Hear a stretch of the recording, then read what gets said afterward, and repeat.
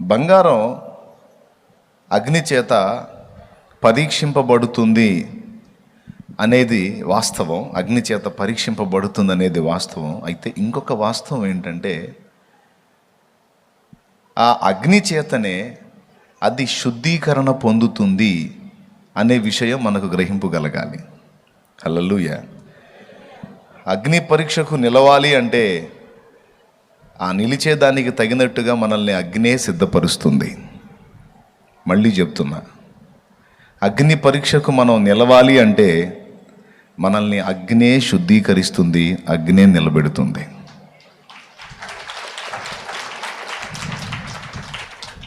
ఒక వచనం ప్రశ్నను ఇస్తే ఒక వచనం జవాబు ఇస్తుంది. అగ్ని పరీక్షకు ఎలా నిలవగలుగుతాను నేను అంటే అగ్నే నిలుపుతుంది. అందుకే అంటాడు, శోధింపబడిన మీదట నేను సువర్ణమై మార్పు చెందుతాను. అంటే శోధనలు, శ్రమలు, ఇబ్బంది కొలిమి మనల్ని శుద్ధ సువర్ణంగా మార్పు చెందేటట్టు చేస్తుంది. కాబట్టి అగ్ని పరీక్షకు భవిష్యత్తులో మనం నిలవాలంటే ముందు అగ్ని చేతనే మనం సిద్ధపరచబడాలి. ఏవేవి మనల్ని శుద్ధీకరిస్తాయి? మొట్టమొదటిది, మన దేవుడు దహించు అగ్ని అయి ఉన్నాడని హెబ్రీ పత్రిక 12వ అధ్యాయము చివరి లైన్ చెప్తుంది. మన దేవుడు దహించు అగ్ని అయి ఉన్నాడు. రైట్, అక్కడ పెట్టు ఆ విషయం. దేవుడు, మన దేవుడు అగ్ని. రెండవది, పరిశుద్ధాత్మ అభిషేకము మనల్ని శుద్ధీకరిస్తుంది. పరిశుద్ధాత్మ అభిషేకము, మళ్ళీ చెప్తున్నాను, ఆత్మాభిషేకం. అపోస్తలుల మీదకి ఆయన ఎలా దిగి వచ్చాడని రాసుంది అపోస్తలుల కార్యం 2వ అధ్యాయంలో. మన శుద్ధీకరణ కొరకు దేవుడు వాడుతున్న 3 సంగతులు, 3 రకములైన అగ్ని. సింపుల్ మెసేజ్, బాగా తీసుకోండి మైండ్లోకి. ఇది మన శుద్ధీకరణ కొరకు, రేపు ఎదురయ్యే అగ్ని పరీక్షలో మనం నిలుచుట కొరకు, ముందుగానే దేవుడు మన శుద్ధీకరణ కొరకు దేవుడు వాడుతున్న 3 విధములైన అగ్ని. మొట్టమొదటిది అపోస్తలుల కార్యములు 2వ అధ్యాయంలో, పెంతెకోస్తను పండుగ నాడు వారంతా మేడగది మీద గ్యాదర్ అయినప్పుడు వారు ప్రార్థన చేస్తూ ఉన్నారు. 10 దినాలు దేవుడు ఇచ్చిన వాగ్దానం నెరవేరటం కోసం కనిపెట్టుకున్నారు. ఆ వాగ్దానపు నెరవేర్పు 10వ రోజు వారు పొందారు. వారంతా కూడి ఉన్నటువంటి ప్రదేశం అంతా కూడా మరి వెలుగుతో నింపబడింది. అగ్ని నాలుకలుగా విభాగింపబడి వారిలో ఒక్కొక్కరి మీద రాలగా వారు దాదాపు 14-15 రకాల భాషలతో, అన్య భాషలతో దేవుణ్ణి మహిమపరిచారు. బాగా గమనించాలి, అగ్నిగానే వారి మీదకి ఆయన వచ్చాడు. మీరు పరిశుద్ధాత్మలోనూ అగ్నితోనూ బాప్తిస్మం పొందుతారు అని యోహాను చెప్పాడు. అవునా? పరిశుద్ధాత్మతోనూ అగ్నితోనూ మీరు బాప్తిస్మం పొందుతారని చెప్పాడు.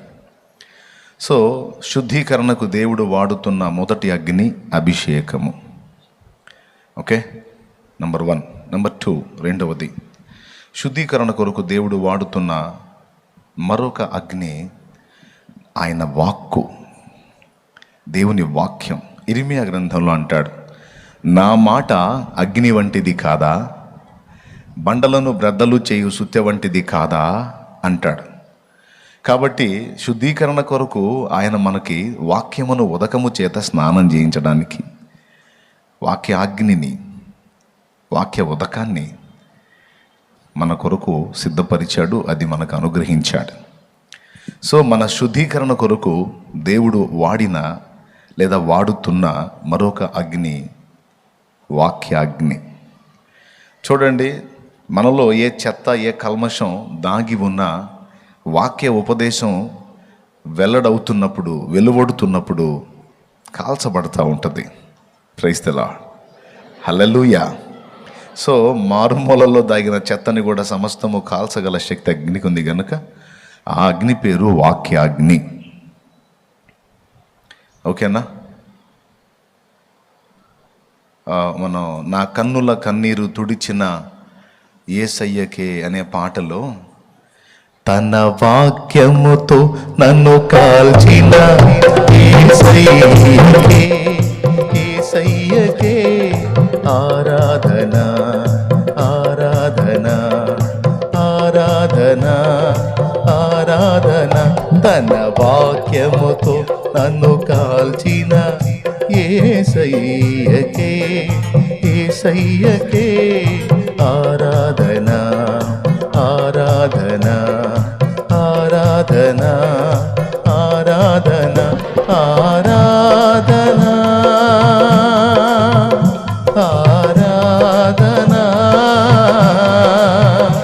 ఆరాధన ఆరాధన ఆరాధన ఆరాధన. నా కన్నుల కన్నీరు. ఈ పాటలో మనం తన వాక్యముతో నన్ను కాల్చిన, వాక్యంతో కాల్చడం ఏంటి? దేవునికి స్తోత్రం కలుగును గాక. వాక్యంతో కాల్చడం ఏంటి అంటే ఇదే, మన ఆంతర్యంలో దాగి ఉన్న చెత్తని కల్మషాన్ని కాల్చేసే శక్తి వాక్యానికి ఉంది. కాబట్టి వాక్యం ఒక అగ్ని. రెండు, మూడవ అగ్ని శ్రమలు. ప్రియులారా, మనుషుల వ్యక్తిత్వాల్ని మనం పరీక్షించుకుంటే చిన్ననాటి నుంచి నానావిధ బాధల్లో శ్రమల్లో నలిగిపోయి ఆ శ్రమల కొలిమిలో పెంచబడినటువంటి వ్యక్తుల వ్యక్తిత్వాలు ఒక రకంగా ఉంటాయి. చిన్ననాటి నుంచి ఏ నొప్పి బాధ తెలియకుండా, ఏ సెగ తగలకుండా, ఏ అగ్ని తగలకుండా ప్రశాంతంగా పెరిగిన వాళ్ళ మైండ్ సెట్లు వేరుగానే ఉంటాయి. చిన్ననాటి నుంచి కూడా ఏ విధమైన శ్రమని రుచి చూడకుండా, ఏ నొప్పి తగలకుండా పెరిగినటువంటి వాడు అహంభావిగా, గర్విష్టిగా, ఇక వేరే వేరే మార్గాల్లో వాడు కనబడతాడు. చిన్ననాటి నుంచి నానావిధ శ్రమల చేత కొట్టబడి, గాయపరచబడి నలిగిపోయిన వాళ్ళ వ్యక్తిత్వం దీన మనసు, వినయం, సాత్వికం, మృదుత్వం అన్నీ వస్తాయి.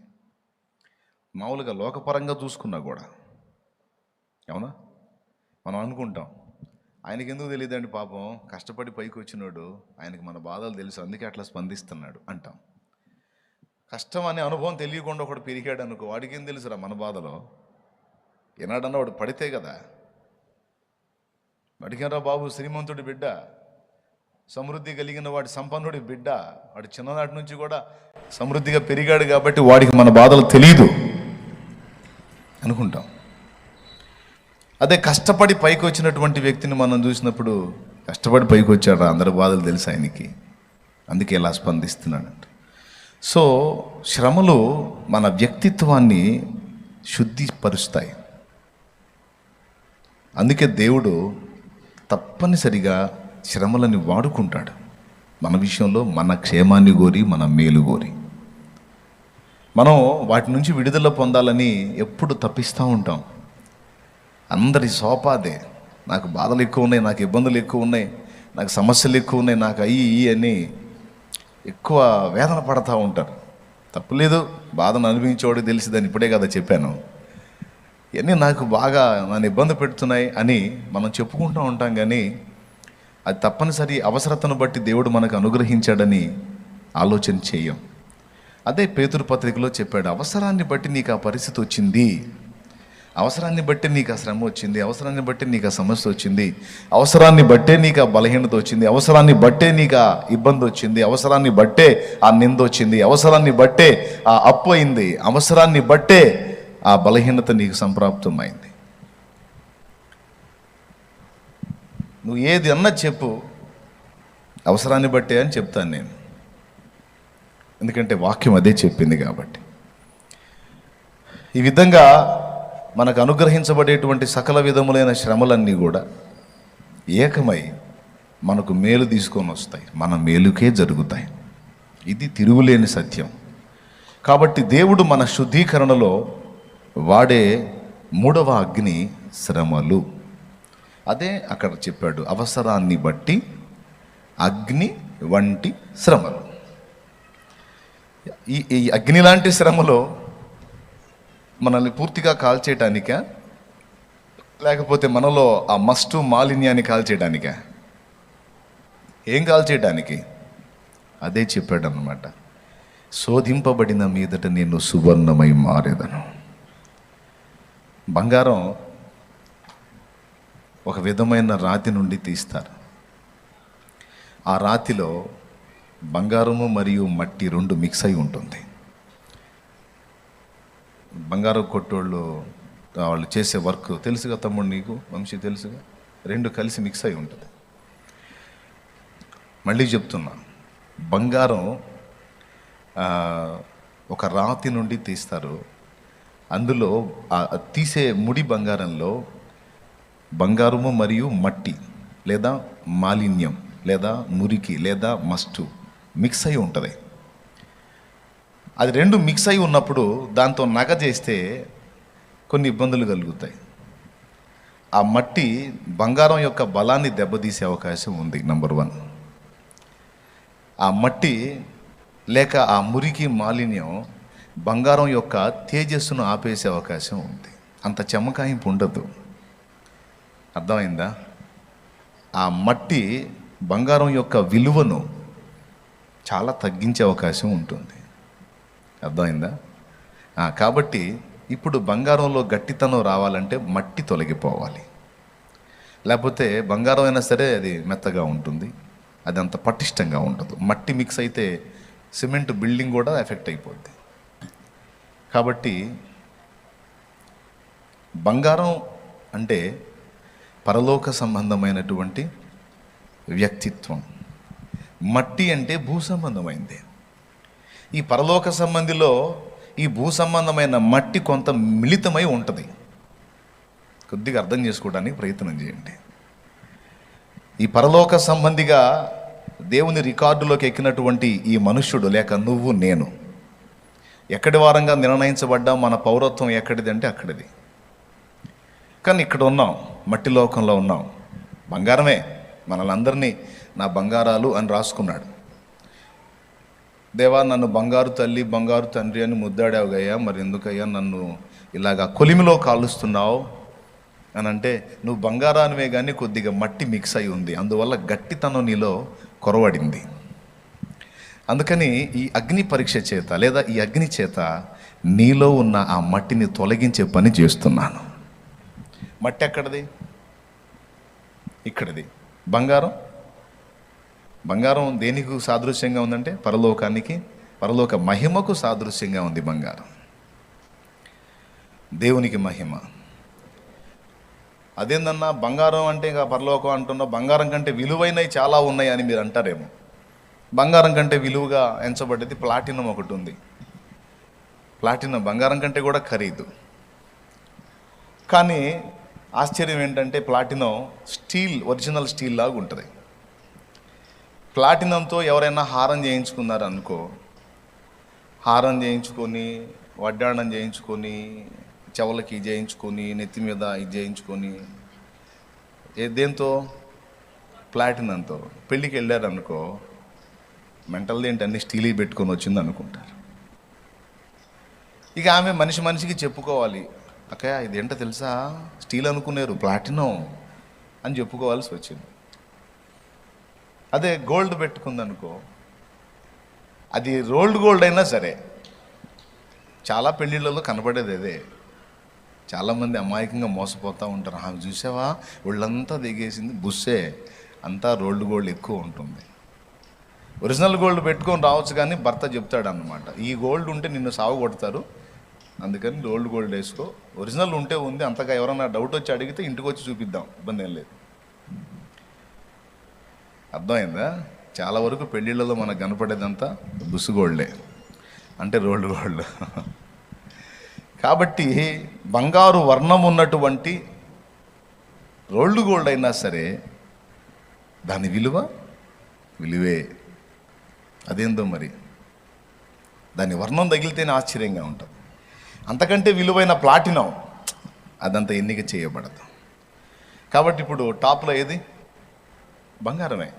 సో బంగారం పరలోకానికి, మట్టి భూలోకానికి గుర్తు. ఈ రెండు మిక్స్ అయిన వాడే మనిషి, ముఖ్యంగా రక్షింపబడినవాడు. రక్షింపబడినవాడు పరలోక పౌరుడు, పరలోక సంబంధి, లేక బంగారం.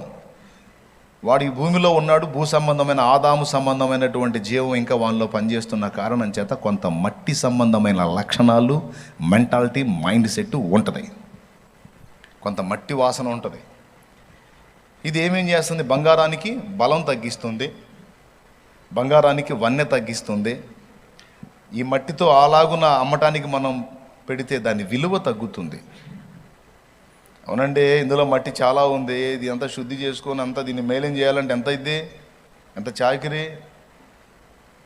ఇందులో మురికంతా తీసేసి మంచి బంగారం పక్కకు తీయాలంటే ఇప్పుడు ఇంత ఉంది, ఇదంతా మురికంతా పోయేసరికి ఇంత అయింది, మా గాడ కుదిరిద్ది, ఇంత ఇస్తాం అంటారు. దానికి ఎక్కువ విలువ ఉండదు.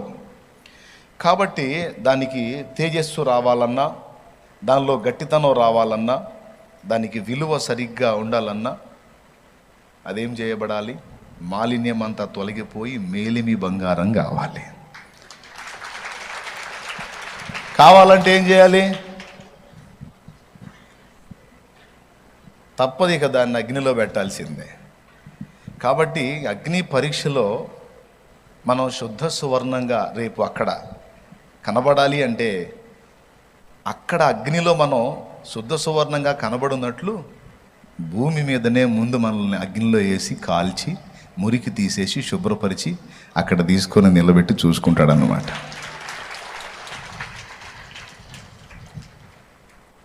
ఓకేనా? ఈ కారణం చేతనే భక్తులైన వారు అగ్ని వంటి శ్రమలకు గురి అవుతూ ఉంటారు. నేను చెప్తున్నా, నువ్వు ఇప్పుడు ఎంత ప్రశాంతంగానన్నా ఉంటూ భవిష్యత్తులో శ్రమ రాదని గ్యారంటీ లేదు. ఒకవేళ ఇప్పటికీ శ్రమల్లో నలిగిపోతా ఉన్నావు అనుకో, భవిష్యత్తులో విడుదల రాదని గ్యారంటీ లేదు. విడుదల రాదన్న గ్యారంటీ ఉందా? తప్పకుండా విడుదల వస్తుంది. దేవునికి మహిమ. శ్రమ పొందుతున్న వానికి శ్రమ శాశ్వతం కాదు, సుఖపడుతున్న వానికి సుఖము శాశ్వతం కాదు. ఏదో అందరూ కలిసి చెప్పండి మళ్ళీ ఒక్కసారి. శ్రమల కొలిమిలో ఉన్నవానికి ఆ శ్రమ, అంతే కదండి. బంగారాన్ని పొద్దస్తమానం అగ్నిలోనే ఉంచుతారా? ఇంకదే పనే. ఈ పొద్దస్తమానం ఆ అగ్ని కుంపట్లో ఉంచేదానికి ఇంకెందుకు? మాలిన్యం పోయిందాకే, ఆ మట్టి పోయిందాకే, ఆ మురికి, ఆ మస్ట్ పోయిందాకే. పోయిన తర్వాత ఇంకా దాన్ని ఉంచమన్నా ఉంచరు. ఇక ఏదన్నా ఎప్పుడన్నా వేయాలంటే టెస్టింగ్ కోసం వేయటం తప్ప సమస్య లేదు. కాబట్టి మనకు తెలియకుండా చాలా ఉంటాయి. మనం బంగారమే అనుకుంటాం, మన ఫీలింగ్ మనకి. కానీ మనలో ఉన్న మురికి, మాలిన్యం మనకు కాదు, మన సృష్టికర్తకు కనపడతా ఉంటుంది. ఏబు గురించి మొన్న చెప్పాను నేను. తన గురించి తనకి ఉన్న ఫీలింగ్, ఏబు గురించి ఏబుకున్న ఫీలింగు నేను చాలా పర్ఫెక్ట్ అని. కానీ ఏబులో ఏదుందో మట్టి వాసన, అదంతా కూడా దేవుడు గుర్తించాడు. దాన్ని తొలగించడానికే ఏబును పరీక్షానాళికలో పెట్టాడు, అగ్నిలో పెట్టాడు, శుద్ధి చేసి చివరికి ఏబు తన్ను తాను ఎరిగేటట్టు చేసి తను దేవుని ముందు ఒప్పుకునేటట్టు చేశాడు. మనకు తెలీదు. మనం అనుకుంటాం చాలా మంచోళ్ళం, మనం చాలా బాగా మారాం, మనం చాలా పర్ఫెక్ట్గా ఉన్నాం, మనం అంత నీతిమంతులం, ఇంత నీతిమంతులం అని మనం అనుకుంటాం. ఎవరికి వాళ్ళ ఫీలింగ్ అదే. పౌలంతటి మహనీయుడు ఏమన్నాడో తెలుసా? నా యందు నాకు ఏ దోషము కానరాదు, కానీ నన్ను పరీక్షించువాడు ప్రభువే అన్నాడు. నన్ను విమర్శించువాడు ప్రభువే. నన్ను నేను విమర్శించుకోవాలంటే నా దగ్గర నాకే లోపం కనపడదు, నాకే తప్పు కనపడదు, నా దగ్గర నాకే వంకర కనపడదు. కానీ ప్రభు నన్ను చూసినప్పుడు ఎన్ని కనపడతాయో నేను చెప్పలేను. కాబట్టి నా దృష్టి కాదు, ప్రభు దృష్టికి నేను ఎలా ఉన్నానన్నది ముఖ్యం. ఏబు గ్రంథంలో ఉన్న మాటే ఇది. శోధింపబడిన మీదట, ఏబు గ్రంథము 23వ అధ్యాయము 10వ వచనం ఒకసారి చూడండి. నేను నడుచు మార్గము ఆయనకు తెలియను, ఆయన నన్ను శోధించిన తరువాత నేను సువర్ణము వలె కనబడుదును. ఈ నడకలో రకరకాల పరిస్థితులు ఎదురవుతున్నాయి. నేను నడుస్తున్న మార్గం నాకు అర్థం కావట్లా. వెళ్తున్నా, అట్లా పడి వెళ్తున్నా, కానీ నాకు అర్థం కావట్లా. కానీ నాకు ఒకటి అర్థమైంది ఏంటంటే, నేను వెళ్ళుచున్న మార్గము నా దేవునికి తెలుసు. నాకు తెలియాల్సిన అవసరం ఏం లేదు. నాకు తెలిసినా తెలియకపోయినా తెలియాల్సిన వాడికి తెలుసు. ఎవరికి తెలుసు? నా ప్రభువుకు తెలుసు. కాబట్టి నా మార్గం నాకు అర్థం కానంత మాత్రాన నేను ఇబ్బంది పడాల్సిన అవసరం లేదు. నన్ను నడిపించి ఆయన చేతికి నేను అప్పగించుకున్నాను. ఆయనే నన్ను నడిపిస్తున్నాడు. చూడండి, నేను నడుచు మార్గము ఆయనకు తెలియను. తర్వాత ఆయన నన్ను శోధించిన తరువాత నేను సువర్ణము వలె కనబడుదును. అద్దుగో, ఎప్పుడు సువర్ణమే కనపడతాడంట? శోధించిన తరువాత, అంటే పరీక్షించిన తరువాత, పరిశోధనలో ఉంచిన తరువాత, కుంపటిలో నన్ను కాల్చిన తరువాత, శుద్ధీకరణ చేసిన తరువాత, నాలో ఉన్న మట్టి, మురికి, మాలిన్యం తొలగించిన తరువాత నేను సువర్ణం, శుద్ధ సువర్ణమై కనపడతాను. హల్లెలూయా. అందుకు భక్తుడు పాడుకున్నారన్నమాట ఇదే పదాలని. ఈరోజు నువ్వు నడుస్తున్న మార్గం నీకు అర్థం కాకపోవచ్చు. నెక్స్ట్ మజిలీ ఏంది, తర్వాత పరిస్థితి ఏంది, ఇప్పటిదాకా ఎలాగా వచ్చామో అర్థం కాలేదు. కానీ మొత్తానికి ఈ మజిలీకి వచ్చాం. ఇక నుంచి ఇక తర్వాతి మజిలీ ఏంటి అనేది అర్థం కావట్లే. కానీ నీకు అర్థం కాకపోయినా నిన్ను నడిపించే దేవునికి సమస్తము తెలిసే ఉంది. అందుకని ఒక్కసారి పైకి లేచి నిలబడి, నేను వెళ్ళే మార్గము నా యేసుకే తెలియును. దేవుని వైపు చూడు, దేవునికి వెళ్ళే చూడు. ఏ ఆలోచన రానియద్దు. నిండు మనసుతో, పరవశంతో. శోధింపబడిన మీదట ఈ 3 విధములైన అగ్ని చేత నిన్ను శుద్ధీకరణ చేయటానికి, నీకు బలం ఇవ్వడానికి, నీకు తేజస్సునివ్వటానికి దేవుడు పూనుకున్నాడు. బంగారంలో మట్టి ఉంటే 3 నష్టాలు: బలం ఉండదు, 2 తేజస్సు ఉండదు, 3 విలువ ఉండదు. పరిశుద్ధాత్మ అభిషేకము చేత మనకు బలము కలుగ నియమించాడు. వాక్యాగ్ని చేత మనల్ని శుద్ధీకరణ చేసి మనకు తేజస్సునివ్వడానికి పూనుకున్నాడు. అలాగే శ్రమల కొలిమి చేత మనల్ని శుద్ధీకరణ చేసి మనలో ఉన్న ఆ విలువలేని స్థితి అంతటిని తొలగించి విలువైన వ్యక్తులుగా మార్చడానికి దేవుడు పూనుకున్నాడు. ఇది స్పష్టమే అని నేను అనుకుంటున్నాను. అందుకే దేవుడు అగ్నిని వాడుతున్నాడు. నీ మార్గం నీకు అర్థం కాకపోవచ్చు, కానీ దేవునికి బాగానే అర్థమవుతుంది. భయపడకు.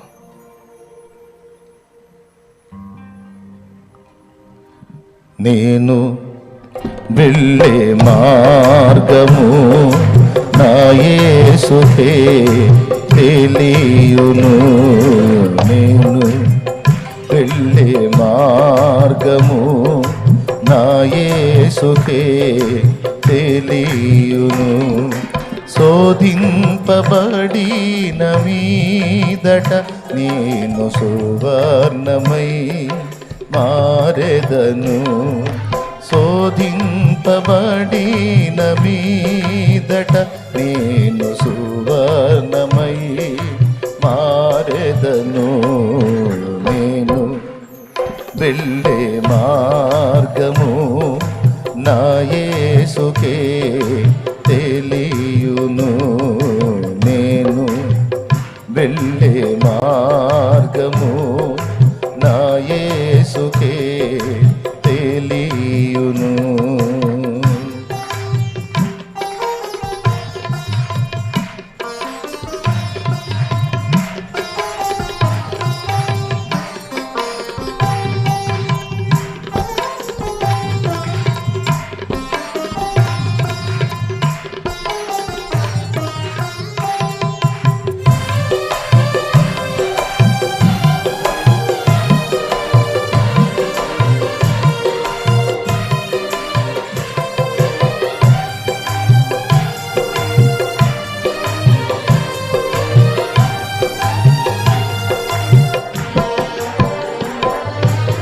కడలేని కడలి తీరము ఎడమాయ కడకునా బ్రతుకునా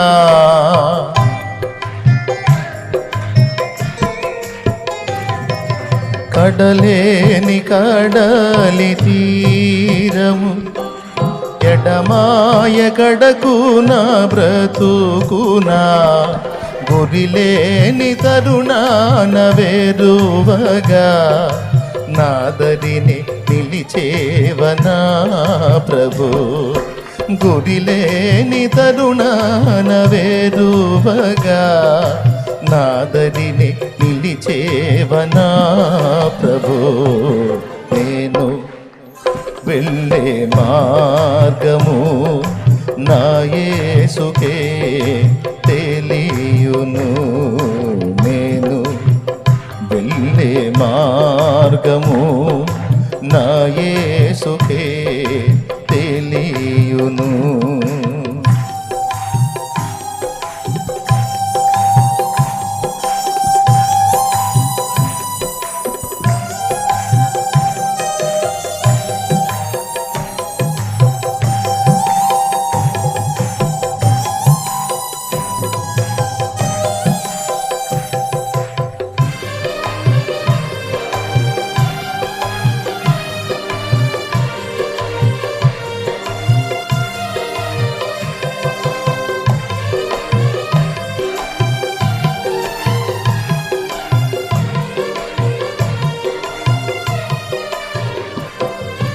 జలములలో బడినే వెళ్ళిన అవి నా మీద పారవు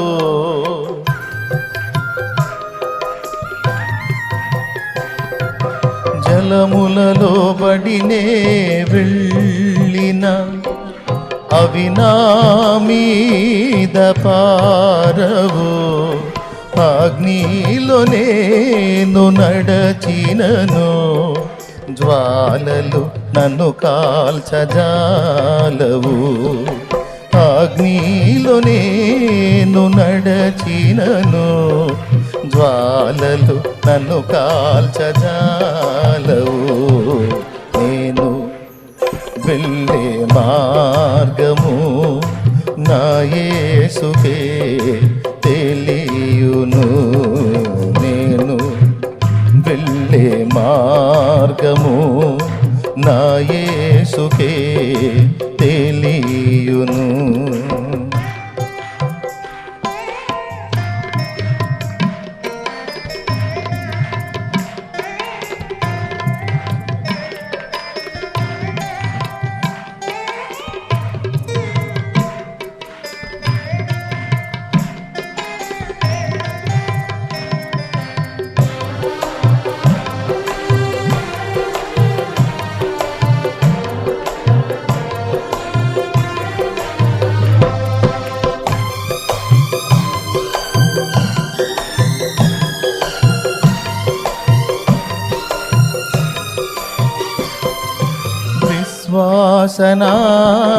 వాసనావసాగుచు పయనించు సమయాన నా ప్రభు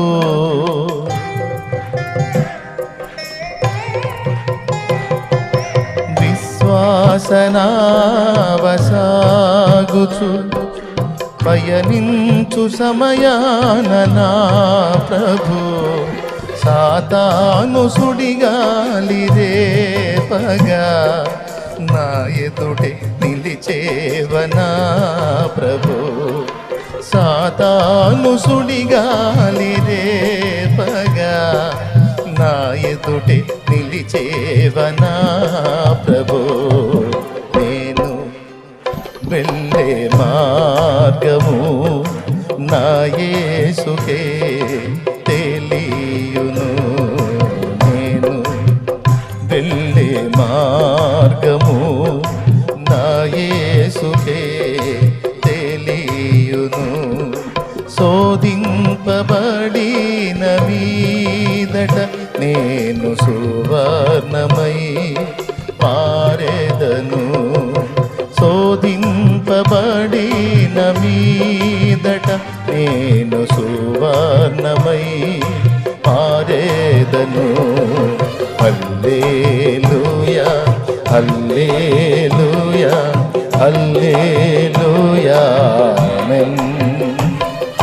హల్లెలూయా హల్లెలూయా హల్లెలూయా ఆమేన్ ఆమేన్. హల్లెలూయా హల్లెలూయా హల్లెలూయా ఆమేన్. హల్లెలూయా హల్లెలూయా హల్లెలూయా ఆమేన్ ఆమేన్ ఆమేన్ ఆమేన్. హల్లెలూయా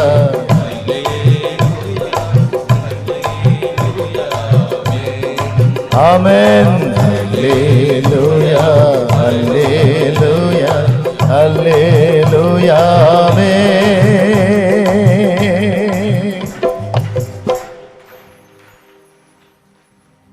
కడలేని కడలి తీరము ఎడమాయ కడకునా బ్రతుకునా.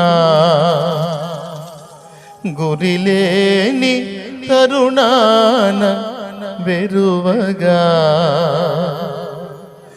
నాదరిని నిలిచేవ నా ప్రభు. గురిలేని తరుణాన వెరువగా నాదరిని నిలిచేవ నా ప్రభు. హల్లెలూయా హల్లెలూయా హల్లెలూయా ఆమేన్. హల్లెలూయా హల్లెలూయా హల్లెలూయా ఆమేన్.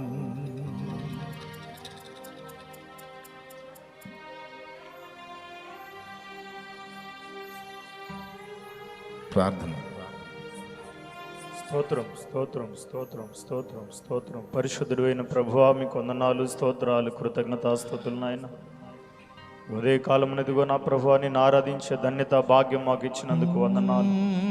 శోధించబడిన పిమ్మట సువర్ణ వలె మారెదమని ప్రభువా ఇదిగో మాకు విలువనివ్వటానికి, మాకు బలమనివ్వటానికి, మాకు తేజస్సునివ్వటానికి ప్రభువా మీరు మమ్మల్ని పరిశోధిస్తూ ఉండగా ఈ శోధనలో ప్రతి ఒక్కరూ నిలిచి ఇదిగో నా ప్రభువా నీ చిత్తానుసారంగా మేము పుటము వేయబడిన వారమై శుద్ధ సువర్ణ వలె నీ వలె మార్పునున్నట్లు మా జీవితాలను మీరు మలచండి ప్రభువా.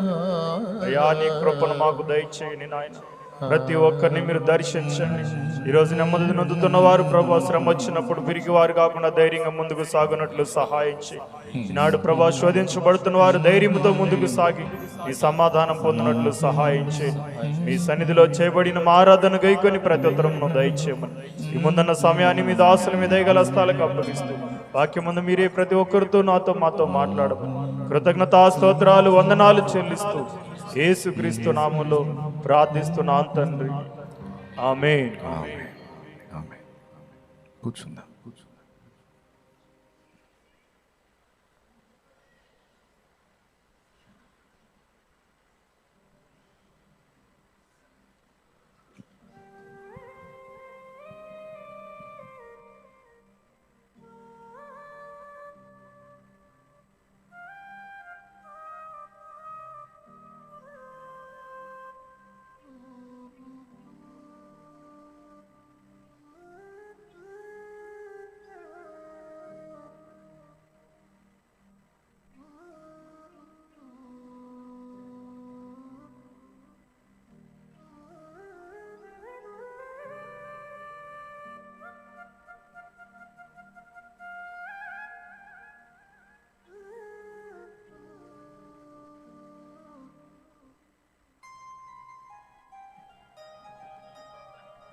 Praise lord.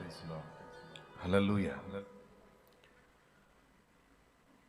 ప్రభువైన యేసుక్రీస్తు నామములో మీ అందరికీ హృదయపూర్వక వందనాలు. లైవ్లో ఈ ప్రార్థనా కూటమిలో నాతో ఏకీభవిస్తున్న సోదరి సోదరులందరికీ కూడా వందనాలు. మీరంతా క్షేమమే కదా? మీరు క్షేమంగా ఉండాలని మీకోసం మానక ప్రతిరోజు ప్రార్థన చేస్తున్నా. ప్రభునందు ప్రియ దేవుని బిడ్డలారా, దేవుని వాక్యాన్ని చదువుకుందాం.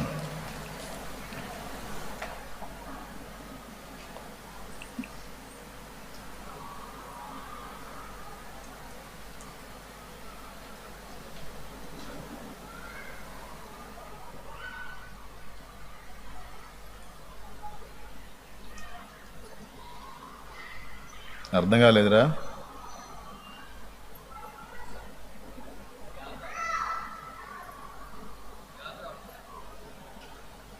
అర్థం కాల?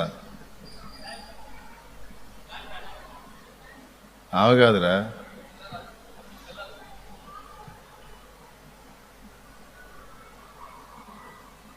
ఇప్పుడన్నా అర్థం కాలేదురా?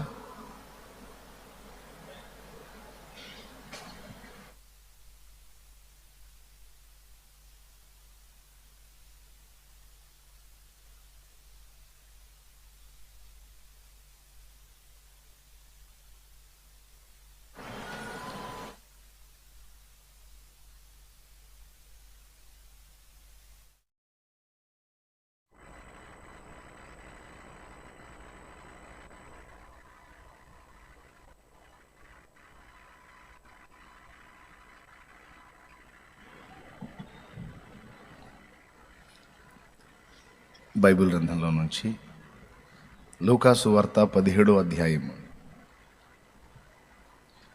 లూకాసు వార్త 17వ అధ్యాయము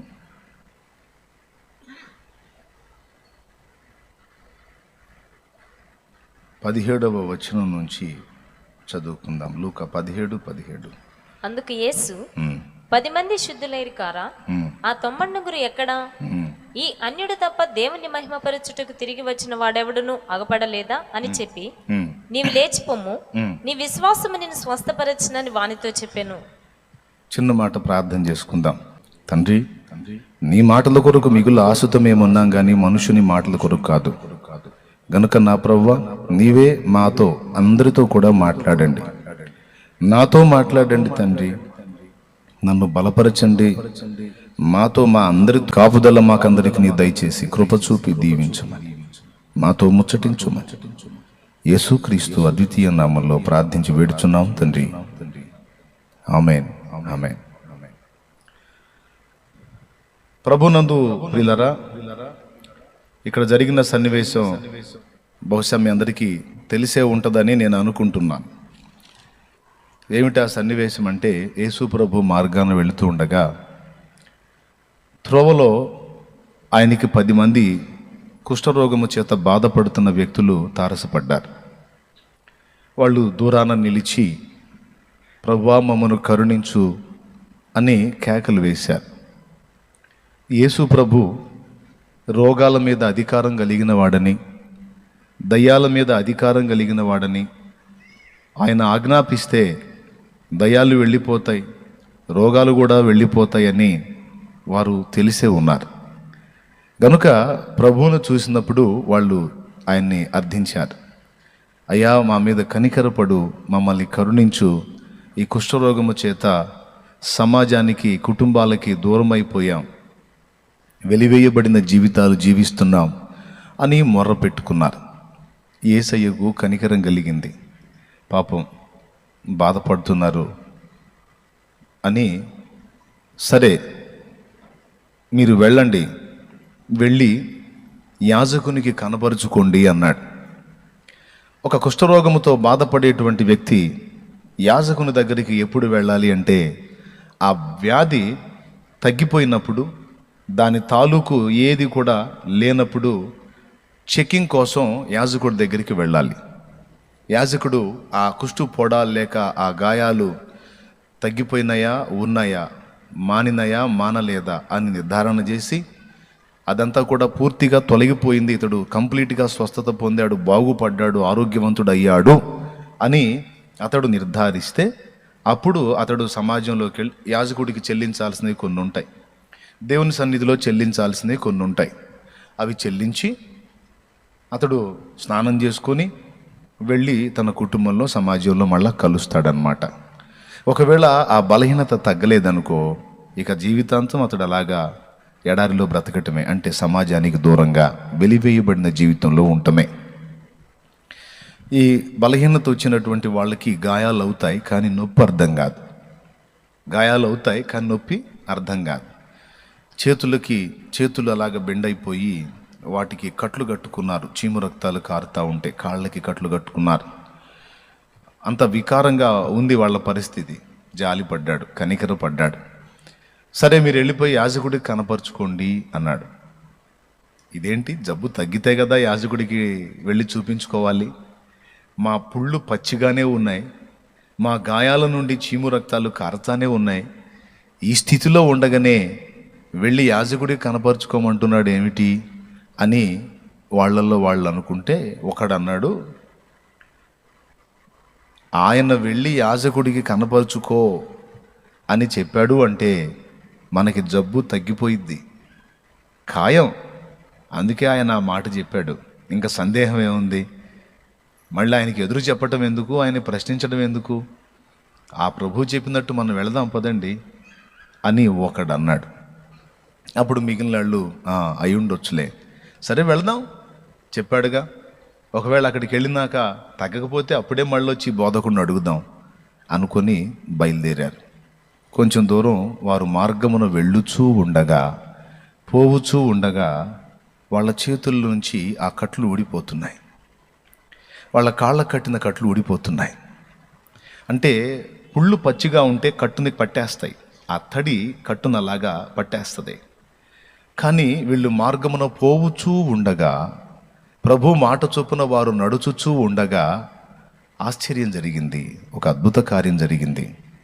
కొన్ని సంవత్సరాలుగా వాళ్ళు ఇబ్బంది పడుతున్న ఆ జబ్బు ఆ క్షణాన వాళ్ళని వదిలిపెట్టి వెళ్ళిపోవటం జరిగింది. ఆ కట్లు లూజ్ అయిపోయి ఊడిపడ్డాయి, కాళ్ళ కట్లు ఊడిపడ్డాయి. వాళ్ళకి అర్థమైపోయింది, రే నా వేళ్ళు మామూలుగా వచ్చిందిరా. నా వేళ్ళు తర్వాత 9 మంది ఏమో యేసు ప్రభు చెప్పినట్టు యాజకుడికి కనపరుచుకోవడానికి వెళ్ళారు. ఒకడు మాత్రం యేసు చెప్పనిది చేశాడు. యేసు ప్రభు ఏం చెప్పాడంటే, మీరు వెళ్ళి యాజకుడికి కనపరుచుకోండి అని కదా చెప్పాడు. 9 మంది దారిలోనే శుద్ధులై స్వస్థత పొంది యాజకుని దగ్గరికి వెళ్తే, అతడు సమరయుడు అని వ్రాయబడి ఉంది. వాస్తవంగా యూదులు సమరయులతో సాంగత్యం చెయ్యరు. మిగిలిన 9 మంది యూదులు, ఈ ఒక్కడే అన్యుడు అంటే సమరయుడు. ఈ సమరయుడు లేక ఈ అన్యుడు వెనక్కి తిరిగి వచ్చాడు, యేసుప్రభు దగ్గరికి వచ్చాడు. ఎలా వచ్చాడో అక్కడ రాసుందండి. చూద్దాం ఒకసారి, మీరు చూస్తారా? లూకాసు వార్త 17వ అధ్యాయము 14వ వచనం నుంచి చదవండి. ఆయన వారిని చూచి, మీరు వెళ్ళి మిమ్మల్ని యాజకులకు కనపరుచుకునుడని వారితో చెప్పెను. వారు వెళ్ళిచుండగా శుద్ధులైరి. వారిలో ఒకడు తనకు స్వస్థత కలుగుట చూచి గొప్ప శబ్దముతో దేవుని మహిమపరచుచు, ఎట్లా ఎర్రి కేకేశాడు, పెద్ద కేకేశాడు. వాళ్ళంతా ఉలిక్కి పడ్డారు. రేయ్ ఏమొచ్చిందిరా, అంతలా నరిచావు? నాకు తగ్గిపోయింది, నన్ను స్వస్థపరిచాడు, దేవుడు నన్ను బాగు చేశాడురా. నా వేళ్ళు మామూలుగా వచ్చినాయి, నా కాళ్ళు మామూలుగా వచ్చినాయి, చీము రక్తాలు గారే నా గాయాలు కట్టబడ్డాయి, నేను బాగుపడ్డాను అని ప్రభుకి స్తోత్రాలు చెప్పటం మొదలుపెట్టాడు గొప్ప శబ్దముతో. చిన్న శబ్దంతోనా, గొప్ప శబ్దంతోనా? గొప్ప శబ్దముతో. సరేలే, మాకు కూడా తగ్గిందిలే, కానీ మేము నీలాగా అరవట్లే. మాకు కూడా తగ్గింది కానీ మేము నీలాగా హడావుడి చేయట్లే. ఎవడరా నువ్వు గోలగోలు చేస్తావు, అన్యుడు అనిపించుకున్నావు, బుద్ధి తక్కువ కూడా. సరే పదా, యాజకుడికి చూపించుకుందాం పదా అంటే నేను రాను. ఆ? ఎందుకని? నేను రాను. మీరు ఇశ్రాయేలీలు, మీరు ఆ సమాజంలో కలవాలి అంటే మీరు యాజకుడికి చూపించుకోవాలి. నేను అన్యుండిరా, నా యాజకుడు అక్కడున్నాడు. మన ప్రధాన యాజకుడు మనకంటే ముందుగా వెళ్ళెను. మన ప్రధాన యాజకుడు మనకంటే ముందుగా వెళ్ళెను. యేసు రక్తము రక్తము రక్తము, యేసు రక్తము రక్తము రక్తము, అమూల్యమైన రక్తము, నిష్కళంకమైన రక్తము, అమూల్యమైన రక్తము, నిష్కళంకమైన రక్తము, యేసు రక్తము రక్తము రక్తము, యేసు రక్తము రక్తము రక్తము. Praise the lord. కేకలేసుకుంటూ వెళ్ళిపోయాడు. వాళ్ళందరేమో యాజకుడికి చూపించుకోవడానికి వెళ్ళారు. వీడు కేకలేసుకుంటా గొప్ప శబ్దంతో మహింపరుస్తుంటే ప్రభు ఆగాడు. ప్రభుతో కూడా ఉన్నవాళ్ళు ఆగి చూస్తున్నారు. ఇక మహా స్పీడ్తో పరిగెత్తుతున్నాడు. మామూలుగా పరిగెత్తట్లా. ఎక్కడికో తెలుసా? కొన్ని సంవత్సరాలుగా తన వారి నుండి వేరుపరచబడి దుర్గంధపూరితమై కురూపిగా మారి అసహ్యుడైపోయి సొంత వాళ్ళు సైతం అతనికి ఏదన్నా సహాయం చేయాలంటే ఎడంగా నిలిచి సహాయం చేసే ఆ దుర్భర జీవితం, ఈ బతుకు నాకొద్దు, చావు వస్తే బాగుండు అని తను ఎదురు చూసినటువంటి వ్యక్తి అలాంటి పరిస్థితుల నుంచి ఒకే ఒక్కసారి పూర్తిగా స్వస్థత పొంది మామూలు మనిషిగా మారిపోయినప్పుడు ఇక అతని ఆనందాన్ని ఏమని కొలవగలం, ఏమని చెప్పగలం? ఎంతో సంతోషంతో పులకించి పరవశుడై ప్రభువుని మహింపరుస్తూ దేవునికి కృతజ్ఞతలు స్తుతులు చెల్లిస్తూ శరవేగంతో పరిగెత్తుతున్నాడు యేసుప్రభు దగ్గరికి. అలాగూ పరిగెత్తి అలాగూ ప్రభు పాదాలు పట్టేసుకొని ఏడుస్తున్నాడు. అయ్యా, నేను బాగుపడ్డాను ప్రభా, నేను స్వస్థత పొందాను ప్రభా, నా కట్లు ఊడిపోయినాయి ప్రభా, నా వేళ్ళు మామూలుగా వచ్చినాయి ప్రభా, నేను బాగుపడ్డాను ప్రభా నీకు స్తోత్రం అయ్యా అని దేవుణ్ణి మహింపరుస్తున్నాడు. ఆయన పాదాల దగ్గర సాగిలపడ్డాడని ఉంది. సాగిలపడి ఏడ్చి స్తుతించి ప్రభువుని మహింపరిచి ఆనందిస్తున్నాడు. ప్రభువులో కన్నీళ్లతో ఆనందిస్తున్నాడు, ఆనంద బాష్పాలు రాలుస్తున్నాడు.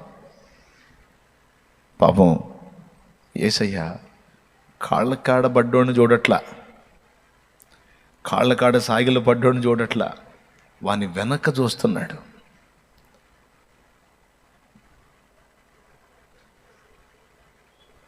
ఆనందంగా అలా చూశాడు. కాసేపు ఎంతకీ వాళ్ళు కనపడరు. ఆనందంగా వాళ్ళ కోసం చూసి కనపడబోయేసరికి ఆయన మౌనం అయిపోయి 10 మంది బాగుపడలేదా? 10 మందికి స్వస్థత వచ్చిందే, ఆ 9 మంది ఏరి? ఈ అన్యుడు తప్ప వాళ్ళు రాలేదేమి అని ఆయన వానితో అన్నాడు. ఏమన్నాడు చూడండి. అందుకు యేసు 10 మంది శుద్ధులైరి కారా? ఆ 9 ఎక్కడా? ఆ 9 మంది ఏరి? ఈ అన్యుడు తప్ప దేవుని మహిమపరచుటకు తిరిగి వచ్చిన వాడెవడును అగపడలేదా అని చెప్పి, నీవు లేచి పొమ్ము, నీ విశ్వాసము నిన్ను స్వస్థపరచునని వానితో చెప్పెను. దేవునికి స్తోత్రం కలుగును గాక. హల్లెలూయా, హల్లెలూయా. ఈ అన్యుడు తప్ప దేవుని మహిమపరచడానికి ఇంకెవడనూ తిరిగి రాలేదా? బాగుపడుట ద్వారా యేసు ఎవరో వారు గుర్తిస్తారు అని యేసు ఆశించాడు. బాగుపడ్డారు కానీ బాగు చేసిన వాడిని పక్కన పెట్టారు. ప్రియులారా, ఈ వచనాన్ని నేను ఎందుకు చదివించానంటే, నిజంగా దేవుని సంబంధుల యొక్క పర్సంటేజ్ ఎలా ఉంటుందో ఇక్కడ మనకు ఒక సాక్ష్యం ఉంది. అందుకు యేసు చేత సంధించబడిన ప్రతి 10 మందిలో ఒకడే దేవుని కొరకు నిలిచేవాడుగా కనబడుతున్నాడు. అంటే 9 మంది, ప్రతి 10 మందిలో 9 మంది ఆయన్ని పక్కన పెట్టే వ్యక్తులుగానే కనపడుతున్నారు. ఒకవేళ ఇప్పుడు 10లో ఒకడు అంటే 100లో 10 మంది, 1000లో 100 మంది, అంటే దశమ భాగమే ఆయన ఆశించినట్టుగా ఆయన వైపు మళ్ళిన వాళ్ళు ఉన్నారు. కానీ మిగిలినటువంటి 9 భాగాలు ఆయనను పక్కన పెట్టినోళ్లే. బాగు చేసిన ప్రభువుకి కృతజ్ఞత చెప్పకుండా, బాగు చేసిన ప్రభువుని యాజకునిగా, ప్రధాన యాజకునిగా గుర్తించకుండా, బాగు చేసిన ప్రభువుని మహిమపరుస్తూ ఆయన పాదాల దగ్గరకు వచ్చి ఆయన పాదాలని పెనవేసుకోకుండా, సాగిల పడకుండా, రోగగ్రస్తంగా ఉన్నప్పుడేమో ప్రభువుని పిలిచి, బాగుపడిన తరువాత సమాజంలో కలిసిపోయి, ఏ సమాజంలో? వారు రోగగ్రస్తులుగా ఉన్నప్పుడు వెలివేసిన సమాజంలో. ఏమండి, వారు రోగగ్రస్తులుగా ఉన్నప్పుడు వెలివేసినటువంటి కుటుంబంలో, వారు రోగగ్రస్తులుగా ఉన్నప్పుడు వానిని పరీక్షించి వెలివేసిన ఆ యాజకుని దగ్గరికి, దేవునికి స్తోత్రం కలుగునుగాక. ఎక్కడికి పరిగెత్తరు 9 మంది? వారిని వెలివేసిన సమాజం దగ్గరికి, వెలివేసిన కుటుంబం దగ్గరికి, దీనంతటిని చూపించి నిర్ధారించినటువంటి యాజకుడు, వీడు కుష్ఠరోగి అని నిర్ధారణ చేసి నెట్టేపించిన వాడు. బాగు చేసింది వాళ్ళ, వెలేసింది వాళ్ళ? బాగు చేసింది వాళ్ళ, లేకపోతే వెలేసిన వాళ్ళ వాళ్ళు? ఇదేం మైండ్ బ్రదర్, ఇదేం సైకాలజీ నాకు అర్థం కాదు, ఇదేం మెంటాలిటీ నాకు అర్థం కాదు. కానీ 9 మంది ఇలానే ఉన్నారు. యేసు ప్రభు కార్యాలు పొందుకున్న వాళ్ళల్లో ప్రతి 10 మందిలో 9 మంది ఇలానే ఉన్నారు. ఒక్కడే 10 మందికి ఒక్కడే తిరుగుతున్నాడు ఆయన వైపు.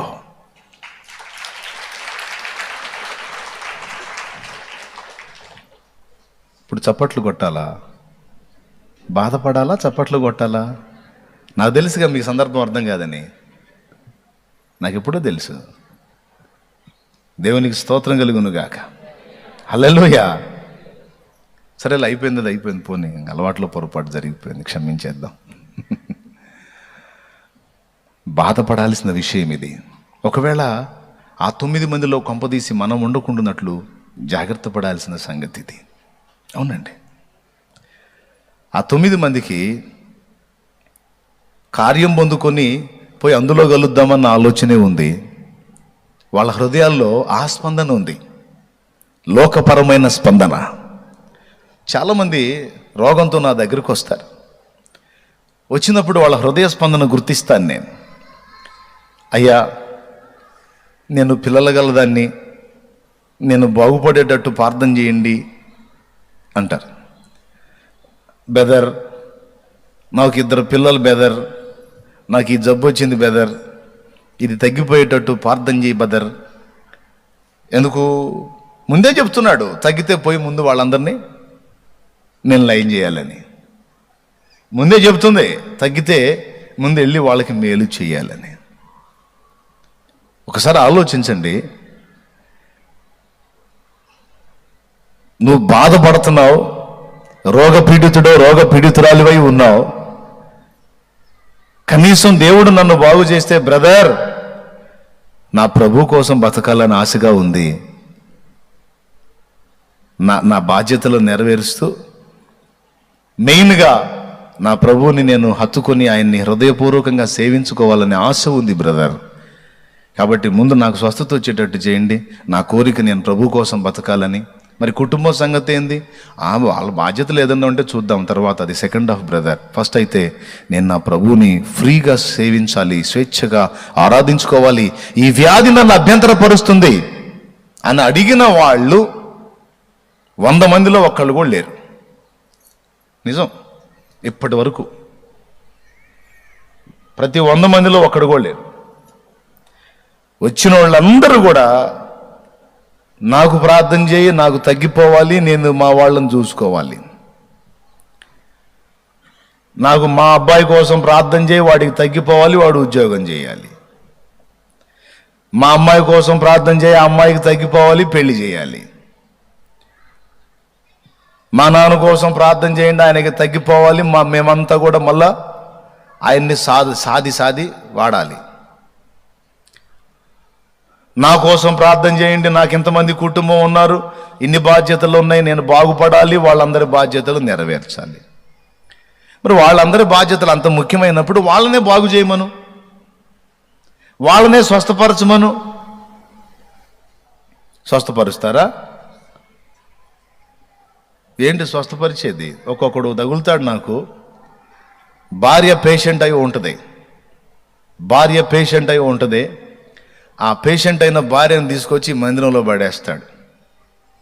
పడేసినోడు, అయ్యా నా భార్యను లేవనెత్తు ప్రభా, మరి నా భార్య తేడా పడిందంటే నా కుటుంబమే ఆరిపోయింది ప్రభా, నా దీపం ఆరిపోయింది ప్రభా, నా పిల్లలు అనాథలు అవుతారు ప్రభా అని ఏడిసి మొత్తుకొని మొర్ర పెట్టడం.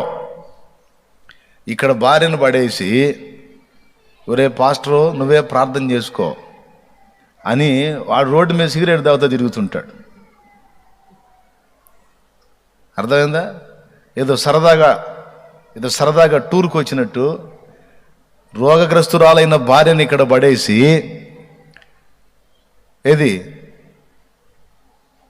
ఆడేవో రోడ్డు మీద తిరుగుతూ ఉంటాడు సిగరెట్ తాగుకుంటా. తాగి మళ్ళా లోపలికి వచ్చి, బయట తాగి ఎక్కడో ఆ రోడ్డు మీద తాగి లోపలికి వచ్చి, ఏంది మా ప్రార్థన చేశాడా పాస్టర్ గారు? చెల్లేదా? ఇంకా రాలేదా? ఇంకా రాకపోవటమైంది? సరేలే ఇప్పుడే వస్తా నాకు అని మళ్ళీ పోయి టీ తాగి మళ్ళీ సిగరెట్ తాగి వస్తుంటాడు. ఒక మాట అడుగుతున్నాను, ఆమె నేను ప్రార్థన చేస్తాను, స్వస్థత పొందిద్ది, బాగుపడిద్ది, దేవుడు స్వస్థపరుస్తాడు. స్వస్థపరిచినాక ఇక మందిరంలోనే ఉంచుతావా, తీసుకెళ్తావా? అంటే రోగం వస్తేనేమో బాగుపడేటట్టు ప్రార్థన చేసేది నేను, బాగు చేసేది ప్రభు, బాగుపడంగానే తీసుకొని పోయేది నువ్వా? ఉంచే కాంతున్నా అలాగనే ఉంచేసే శుభ్రంగా మందిరంలో పరిచర్య చేసుకుంటూ ఉంటుంది. అయ్యో బాబోయ్ భలే పని, నేను ఆడెందుకు ఉంచుతాను నేను అంటే, ఉంచకపోతే అయ్యో అసలు ఎక్కడికి ఎందుకు తెచ్చాను అనుకున్నావు? ఆ మనిషి లెగిస్తే కుటుంబంలో చాలా బాధ్యతలు ఉన్నాయి. మరి ఆమె ఇంట్లో పనులు చేయొద్దు, నాకు పని చేయొద్దు, పిల్లల పని చేయొద్దు, ఈ పనులన్నీ చేయాలి. ఆమె లేకపోతే అసలు మాకు నడవదు అయ్యగారు. మరి అంత ముఖ్యమైనప్పుడు రోడ్డు మీద సిగరెట్ తాగుతా తిరుగుతావేమిరా గాలి వెధవా అందామనిపించింది. కానీ అనకూడదుగా, అనను. దేవునికి స్తోత్రం కలుగును గాక. హల్లెలూయా. ఇప్పుడు నీకంత ముఖ్యమైనప్పుడు, నీకంత ప్రాముఖ్యమైనప్పుడు, ఆమె లేనిది నీకు నడవనప్పుడు ఆమె దగ్గర కూర్చొని ఏడవేమిరా నాయనా? మోకాళ్ళేసి మొత్తుకోవాలి కదా, కన్నీరు కార్చి బ్రతిమలాడి ప్రభువుని బ్రతికించుకోవాలి కదా. అజ్జయ్యరు బతికితేనేమో వాడుకుంటారు తీసుకెళ్ళి, సస్తేనేమో 4 రోజులు ఏడిసి మళ్ళీ ఇంకో పెళ్ళికి మొదలు పెడతారు.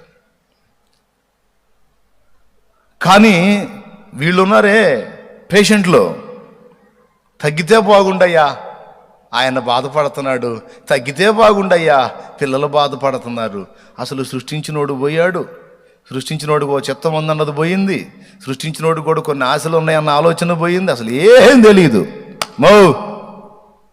కాళ్ళముడు దేవునికి స్తోత్రం కలుగును గాక. చెప్పు గట్టి చెప్పు, స్తోత్రం చెప్పు. మీరు ఇటు చూడండి, అటు చూడవాకండి. అర్థమైందా? ఈ విధంగా బాధాకరమైన పరిస్థితి అన్నమాట. 10 మందిలో 9 మంది ఇదే బాపతుగా ఉంటే ఒక్కడొస్తున్నాడు వెనక్కి తిరిగి. యేసు ప్రభు ఒక వ్యక్తికి విడుదల ఇవ్వటమే కాదు, విడుదల ఇచ్చిన తర్వాత ఆ వ్యక్తి ఏం చేస్తున్నాడో కనిపెడతాడు. ఆయనకు అలవాటు ఉంది.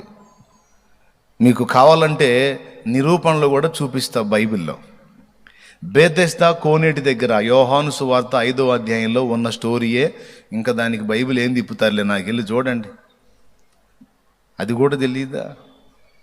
అదే 38 సంవత్సరాల సీనియర్ పేషెంట్ ఉన్నాడే, ఆ రోగగ్రస్తుడికి యేసు ప్రభు విడుదల ఇచ్చాడు. ఆ విడుదల ఇచ్చినప్పుడు అతడు స్వస్థత పొందిన తర్వాత ఎక్కడున్నాడో మళ్ళా అబ్జర్వ్ చేశాడు ప్రభు. అతడు దేవాలయములో కనపడ్డాడు. ఈ మాట ఉంది, తర్వాత ఇంటికి పోయినాక చదువుకోండి. ఒకటి. రెండవది, యోహాను సువార్త 9వ అధ్యాయంలో పుట్టు గుడ్డి అయిన మనుషుణ్ణి స్వస్థపరుస్తాడు. స్వస్థపరిచిన తర్వాత వాడు బాగుపడి యేసు ప్రభువును కలుసుకోవాలంటే ఆ ఊళ్ళో పెద్ద మనుషులు అడ్డుపడతారు. అడ్డుపడి వాడిని వెలేస్తారు. ఎందుకంటే వాడు గంభీరంగా చెప్తాడు, యేసు ప్రభు నన్ను బాగు చేశాడు అని. యేసు ప్రభు నన్ను స్వస్థపరిచాడనే సాక్ష్యం ఇచ్చిన కారణం చేత వాడిని వెలేస్తారు. వెలేసిన ఆ వ్యక్తిని యేసు ప్రభు మళ్ళా దర్శిస్తాడు. అంటే ఇక్కడ మనకేమర్థమవుతుందంటే, ఒక వ్యక్తి జీవితంలో కార్యం చేయటమే కాదు, ఆ కార్యం చేసిన ప్రభు కార్యం పొందినవాడు ఏం చేస్తున్నాడు, ఎలా ఉన్నాడు, వాని స్థితిగతులు ఎలా ఉన్నాయి అని పరీక్షించి చూస్తాడు. దేవునికి స్తోత్రం కలుగును గాక. హల్లెలూయా. ప్రియులారా, 9 మంది ఆ టైపులో ఉన్నారు, ఒక్కరే దేవాలయంలో కనపడుతున్నారు. ఎందుకు ఈ మాట చెప్తున్నానంటే, మనము అట్టివారమై ఉండకూడదని. అంటే ఈ 10 మందిలో వినండి బాగా, ఈ 10 మందిలో యేసయ్య స్పర్శ ఒకడికే అందింది. 9 మంది ఆయన ప్రేమ స్పర్శని అందుకోలేకపోయారు. స్వస్థత పొందటం మామూలు సంగతే కానీ యేసయ్య స్పర్శ పొందటం అనేది గొప్ప సంగతి. అర్థమైందా? ఆ స్పర్శ వీనికి అందింది. అందుకే అటు పరిగెత్తలా, వాళ్ళ ఇంటికి పరిగెత్తలా, వాళ్ళ భార్య పిల్లల దగ్గరికి పరిగెత్తలా, అమ్మాయి మాయ్ ఇదిగో తగ్గింది నాకు అని చూపించుకోవడానికి పరిగెత్తలా, పిల్లల దగ్గరికి పరిగెత్తలా, లేకపోతే ఊళ్ళో ప్రజల దగ్గరికి పరిగెత్తలా. దీనంతటికి కారణం నా యేసయ్య.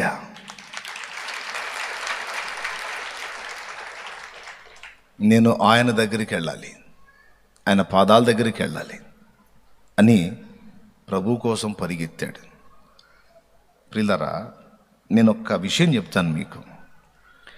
యేసయ్య ప్రేమ స్పర్శ అర్థమైతే ఇక ఆయన పాదాల దగ్గర గడపకుండా మనం ఉండలేము.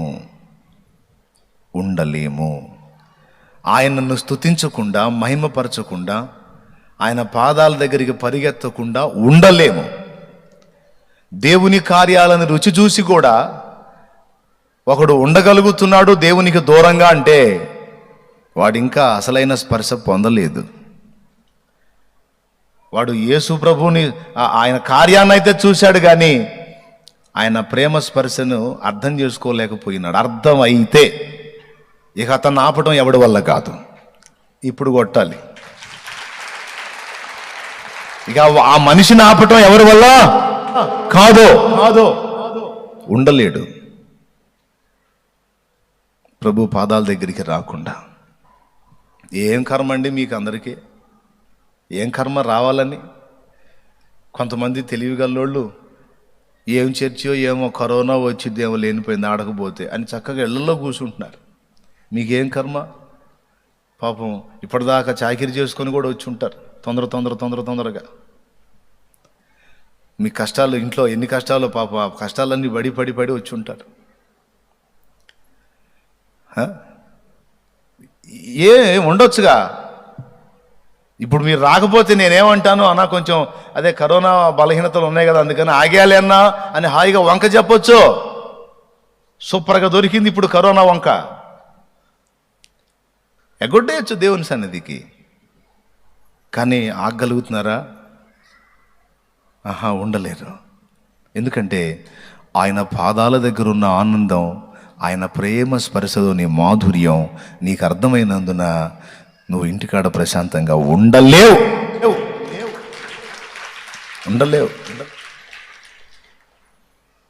భయపడ్డావా సోదరే? దేవునికి మహిమ. బోల్డ్ అంత ఆస్తి వచ్చుంటామమ్మా, వాక్యం వినట్లేదు కదా అందుకని. సరే, పాయింట్కి వద్దాం. లైవ్లో ఉన్నోళ్ళు కూడా వాళ్ళకి ఎన్నో పనులు ఉంటాయి. ఇప్పుడు దేవుని వాక్యం వస్తుంది, షాలేమన్నయ్య ద్వారా దేవుడు నాతో ఏం మాట్లాడుతాడో అని పాపం పెక లైన్లోకి వచ్చి ఉంటారు, పాపం లైవ్లోకి వచ్చి ఉంటారు. చాలా ఆశతో, కన్నీళ్లతో. వేరే దేశాల్లో ఉన్నారు, వేరే రాష్ట్రాల్లో ఉన్నారు, వేరే ప్రదేశాల్లో ఉన్నారు, రాలేరు పాపం. అదే వాళ్ళు ఇక్కడ నాకు అందుబాటులో ఉంటే అస్సలు అసంభవం వాళ్ళు రాకుండా ఆగటం. అంత అద్భుతమైన ఆసక్తి పరులైన బిడ్డలు దేవుడు కృపతో నాకు పరిచయం చేశాడు. ప్రియులారా, ఉండలేము అనే మాట చెప్తున్నాను నేను. ఏం ఉండలేము? ఆయన రుచి మనకు తగిలిందంటే ఆయన పాదాలను పెన్నేసుకోకుండా ఉండలేము. ఉండగలుగుతున్నాడు ఒకడు అంటే ఇంకా రుచించలా, రుచి తగల్లా, స్పర్శ అందలా. స్పర్శ అందింది అంటే ఇక ఆ మనిషిని ఆపటం ఎవడి తరం కాదు.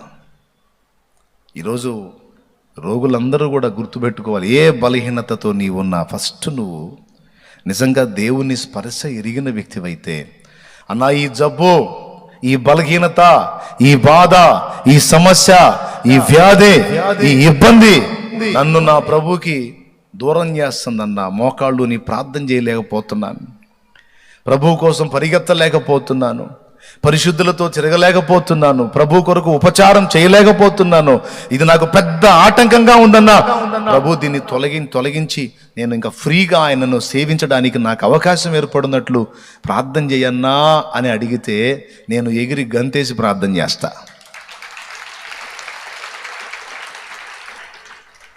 అర్థమైందా? ఎంతమంది అడుగుతారు అట్లా? ఎంతమంది అడుగుతారు? నాకు తెలిసి నాకు తగల్లా చాలా తక్కువ మంది. చెప్పండి, 1000లో ఏ 2-3 అన్నట్టుగా ఉంది. అందరూ కూడా ఆ 9 మంది బ్యాచే. ఈ సమరయుడి బ్యాచ్ ఒకడే తగిలాడు, 100 మందిలో ఏ ఒకడో తగిలాడు. ఈరోజు ఈ లైవ్లో ఉన్నాళ్ళు కానీ తర్వాత వినేవాళ్ళు కానీ అందరూ కూడా గుర్తించాలి, మనం ఈ సమరయుని వలె ఉండాలి. ఓకే, ఫస్ట్ పాయింట్ అయిపోయింది. యేసయ్య ఏంటో అర్థమైతే, ఆయన కార్యం రుచించినట్లయితే, ఆయన స్పర్శను రుచి చూస్తే ఇల్లు పట్టదు, భార్య పట్టదు, భర్త పట్టడు, పిల్లలు పట్టడు, తల్లి పట్టదు, ఏమీ పట్టదు. వాళ్ళకి మెంటలు వచ్చింది నీ ప్రవర్తన చూసి. నీ పిచ్చి పట్టిపోయేటట్టున్నావు నువ్వు.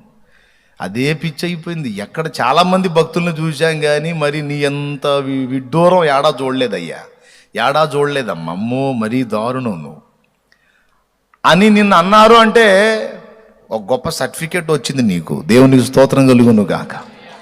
హల్లెలూయా. ఎందుకు ఉండలేవు? ప్రభు కార్యములు చూసి స్తుతించకుండా, స్తోత్రించకుండా, ఆరాధించకుండా, ఆయన మహిమపరచకుండా, ఆయన పాదాలకు దూరంగా ఉండలేవు. పరిగెత్తుతావు. హల్లెలూయా అంటే ఒప్పుకొని చర్చోళ్ళు ఒక కూటం పెట్టారంట. హల్లెలూయా అంటే ఒప్పుకోరు వాళ్ళు, ఆ చర్చోళ్ళు. హల్లెలూయా అన్నా వాక్యం చెప్పేటప్పుడు స్తోత్రాలు చెప్పినా ఒప్పుకోరాళ్ళు. నిశ్శబ్దం వినాలి, క్లాసులో సబ్జెక్ట్ విన్నట్టు వినాలి. ఏమాత్రం సప్పుడు చేసినా వాళ్ళు ఒప్పుకోరు. క్రమశిక్షణ కలిగిన సంఘం అన్నమాట వాళ్ళ ఫీలింగ్. అది మాది చాలా క్రమము కలిగిన సంఘం, క్రమశిక్షణ కలిగిన సంఘం అని. సరే, పెట్టిన వాళ్ళు చర్చిలో కూటం పెడితే ఇబ్బంది ఉండేది కదా, బజార్లో పెట్టారు. ఏదో సువార్త కూటంలాగా బజార్లో పెడితే ఏదో కూటం పెట్టారని వాళ్ళు వచ్చి కూర్చుంటారు కదా. కాస్త దేవుని మహిమపరిచే మనస్తత్వంలో పెద్ద ఆవిడ వచ్చి కూర్చుంది, ఆ జనాల మధ్యలో కూర్చుంది. పెద్ద ఆవిడే ఆ మధ్యలో కూర్చుంటే ఈ దైవజనుడు వాక్యం చెబుతున్నాడు.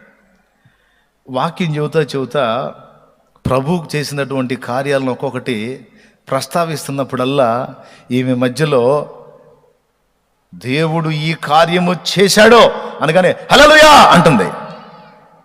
అనగానే కూర్చున్నోళ్ళు చెప్పేవాడు మొత్తం ఆమెకెళ్ళి ఉర్రపడి చూస్తున్నారు, ఉరిం చూస్తున్నారు. ఆమె హల్లెలూయా అంటాం, వీళ్ళందరూ చూడటం. ఫస్ట్ అర్థం కాల ఆమెకి.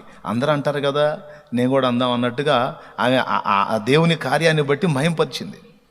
ఆ మహింపరిస్తే వీళ్ళు మొత్తం కలిసి చూడరు ఉరిమి.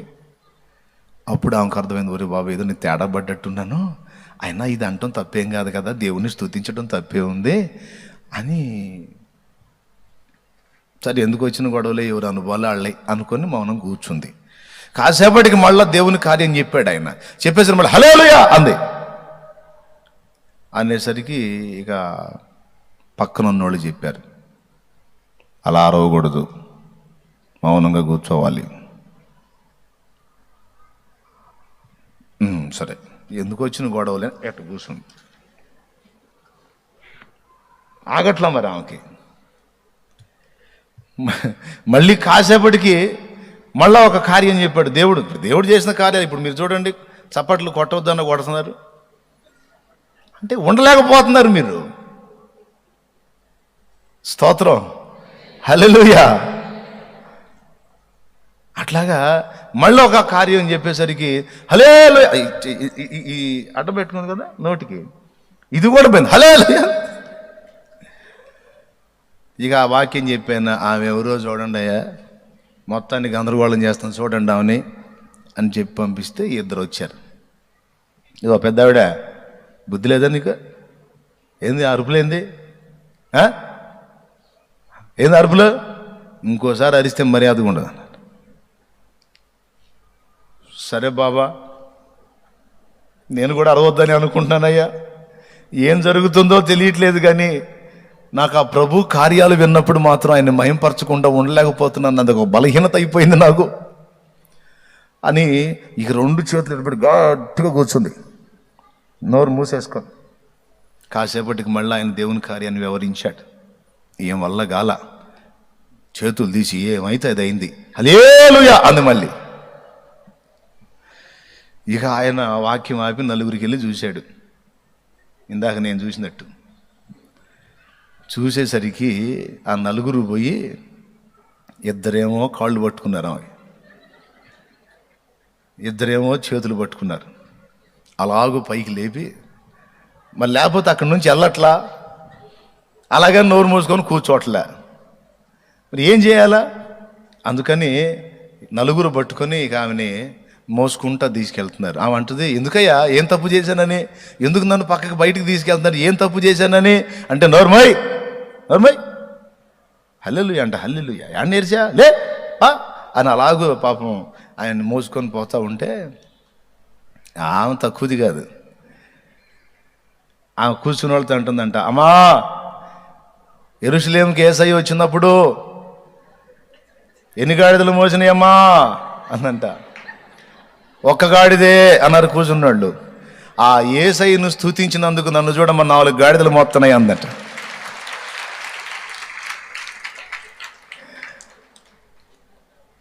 ఆయన్ని స్తుతించకుండా ఉండలేకపోయాను, ఆయన్ని స్తుతించినందుకు నాకు చూసావా ఎంత భోగం వచ్చిందో. 4 అడ్డగాడిదల చేత నన్ను మోపిస్తున్నాడు బయటికి. స్తోత్రం, హల్లెలూయా. నిన్ను స్తుతించకుండా నేనుండలేను,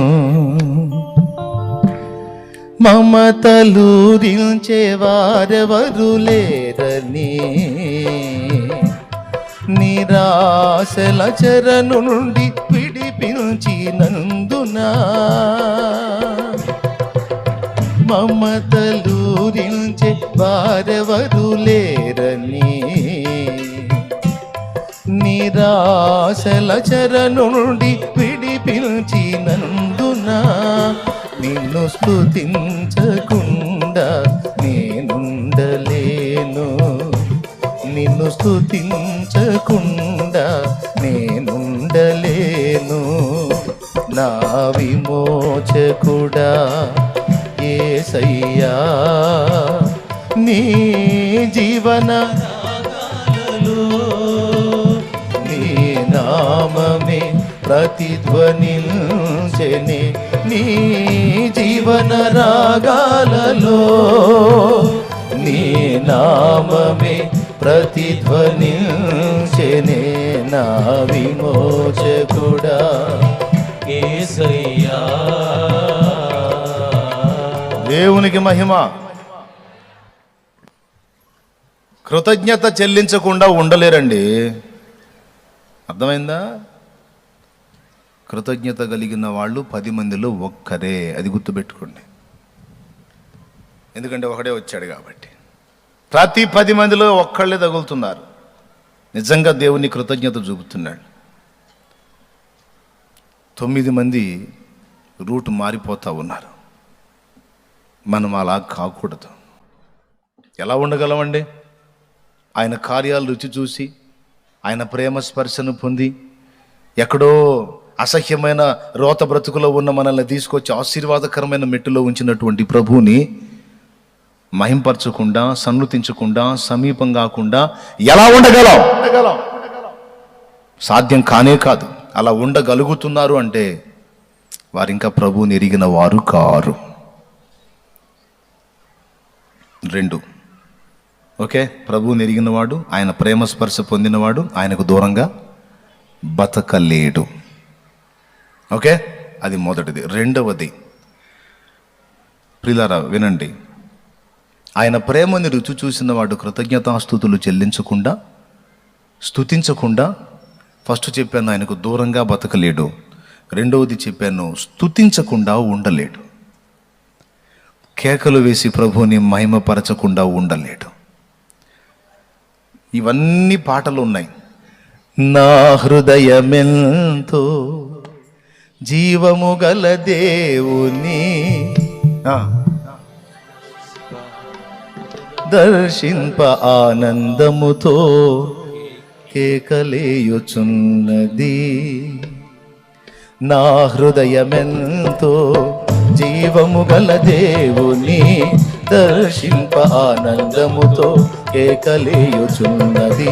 నా జీవమెంతో నీకై ఆశించే, నా దేహమెంతో నీకై ఆశించే, శాశ్వత కృపను నేను తలంచగా కాను కానైతిని నీ సన్నిధిలో. శాశ్వత కృపను నేను తలంచగా కాను కానైతిని నీ సన్నిధిలో, కాను కానైతిని నీ సన్నిధిలో. శాశ్వత కృపను నేను తలంచగా. దేవునికి మహిమ.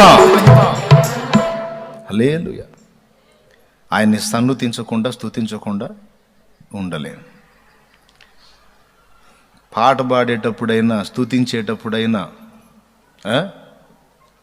హృదయంలో నుంచి వచ్చేటట్టు జాగ్రత్త తీసుకోవాలి. పాడేవాళ్ళు వింటున్నారా? నేను కనిపెడతా ఉంటా, వీళ్ళు నోటితో పాడుతున్నారా, హృదయపూర్వకంగా పాడుతున్నారా అని.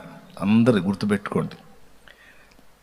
మైకు తీసుకొని నిలబడ్డప్పుడు ఫోజు చూపించడానికో, లేకపోతే మెలికలు తిరుగుతా జనాలు ఏం ఫీల్ అవుతున్నారో అని వాళ్ళ ముఖాలు చూసుకుంటా, ఆహా నా పనితనాన్ని జనం బాగా మెచ్చుకుంటున్నారా, పొగుడుకుంటున్నారా అని ఆలోచనలు చేసుకుంటా, చెత్త ఫీలింగ్స్తో పాడటం కానీ, వర్షిప్ చేయటం కానీ ఎప్పుడూ చేయకూడదు. ఎప్పుడైనా పాడినా, ప్రభువుని గురించి మాట్లాడినా ప్రభువు ఎదుట ఉన్నాడని గుర్తెరిగి ఆయన వైపు చూస్తూనే మాట్లాడాలి, ఆయన వైపు చూస్తూనే పాడాలి. ఒక పరవశం అనేది మన ఆంతర్యంలో నుంచి వచ్చిన నాడే నీ గొంతు ఎలా ఉన్నా, నువ్వు పాట ఎలా పాడినా అది నువ్వు పరవశిస్తూ, అనుభవిస్తూ, ఆనందిస్తూ, ఆస్వాదిస్తూ పాడితే ఆ స్పర్శ అవతల వాళ్ళకి తగిలి వాళ్ళు అందులోకి రాగలుగుతారు. ఈ పొడి పాటలు పొడిగా అంటే ఆ మనిషి ఫీలింగ్సే అర్థమవుతుంటాయి. పాడే ఏ ప్రభువుని గురించి పాడుతున్నాడో ఆయన వైపు చూస్తున్నాడా, లేకపోతే ఆయన పాట పాడితే ఇటు జనాలకి వెళ్ళి చూస్తున్నాడు అనేది అర్థమైపోయింది. అది డ్రైగా ఉంటుంది, అందులో ఏ జీవం ఉండదు. మళ్ళీ పాట దేవుని పాటే, అందులో ఏ జీవం ఉండదు. అన్యుల్ని చూసి నేర్చుకోండి.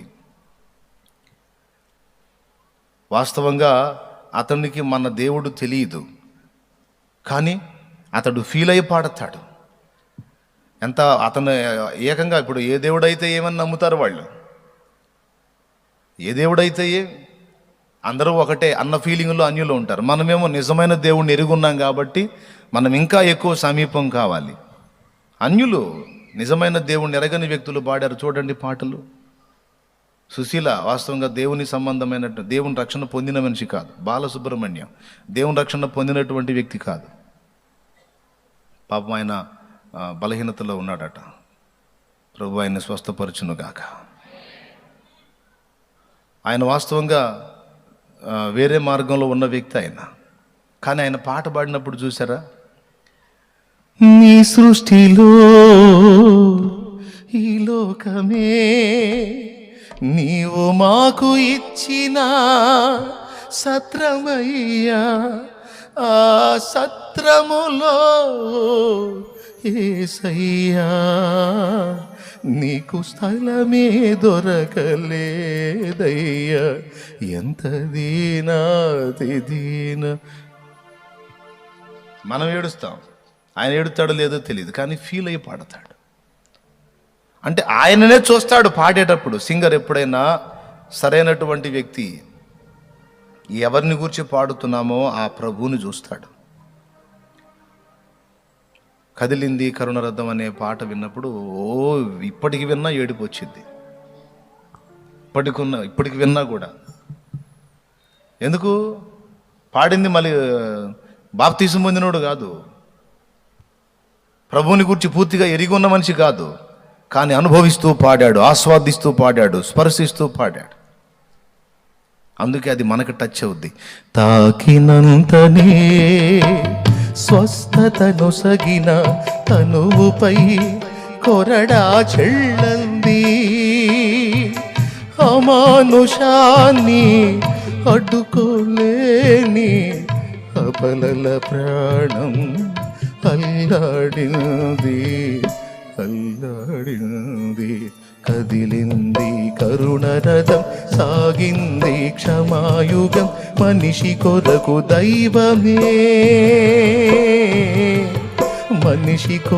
దైవమే కరిగి వెలిగే కాంతి పదం, కదిలింది కరుణరథం. ఆ పాట ఇప్పుడైనా ఏడుస్తాను నేను. అంటే ఎందుకు చెప్తున్నాను ఈ మాట అంటే, దేవుణ్ణి పాదాలు పట్టుకొని ఆయనకు దూరం కాకుండా సమీపంగా ఉండటమే కాదు, నిండు మనసుతో ఆయన్ని ఆరాధించగలుగుతాడు, హృదయపూర్వకంగా స్తుతించగలుగుతాడు. కొంతమంది స్తోత్రాలు యాంత్రికమే, పాటలు యాంత్రికమే, ప్రార్థన యాంత్రికమే, చక్కని పదజాలం అల్లి పెడతారు ప్రార్థనలో. ప్రేమ కలిగిన మా మహాపరిశుద్ధుడవైన తండ్రి ప్రభువా స్తోత్రములు అన్నట్లుగా ఏది వినేవాడు బాగా ఇంపుగా ఉందనుకోవాలని ఆ ప్రార్థనలో ఫీలింగ్స్ అన్నీ అవి.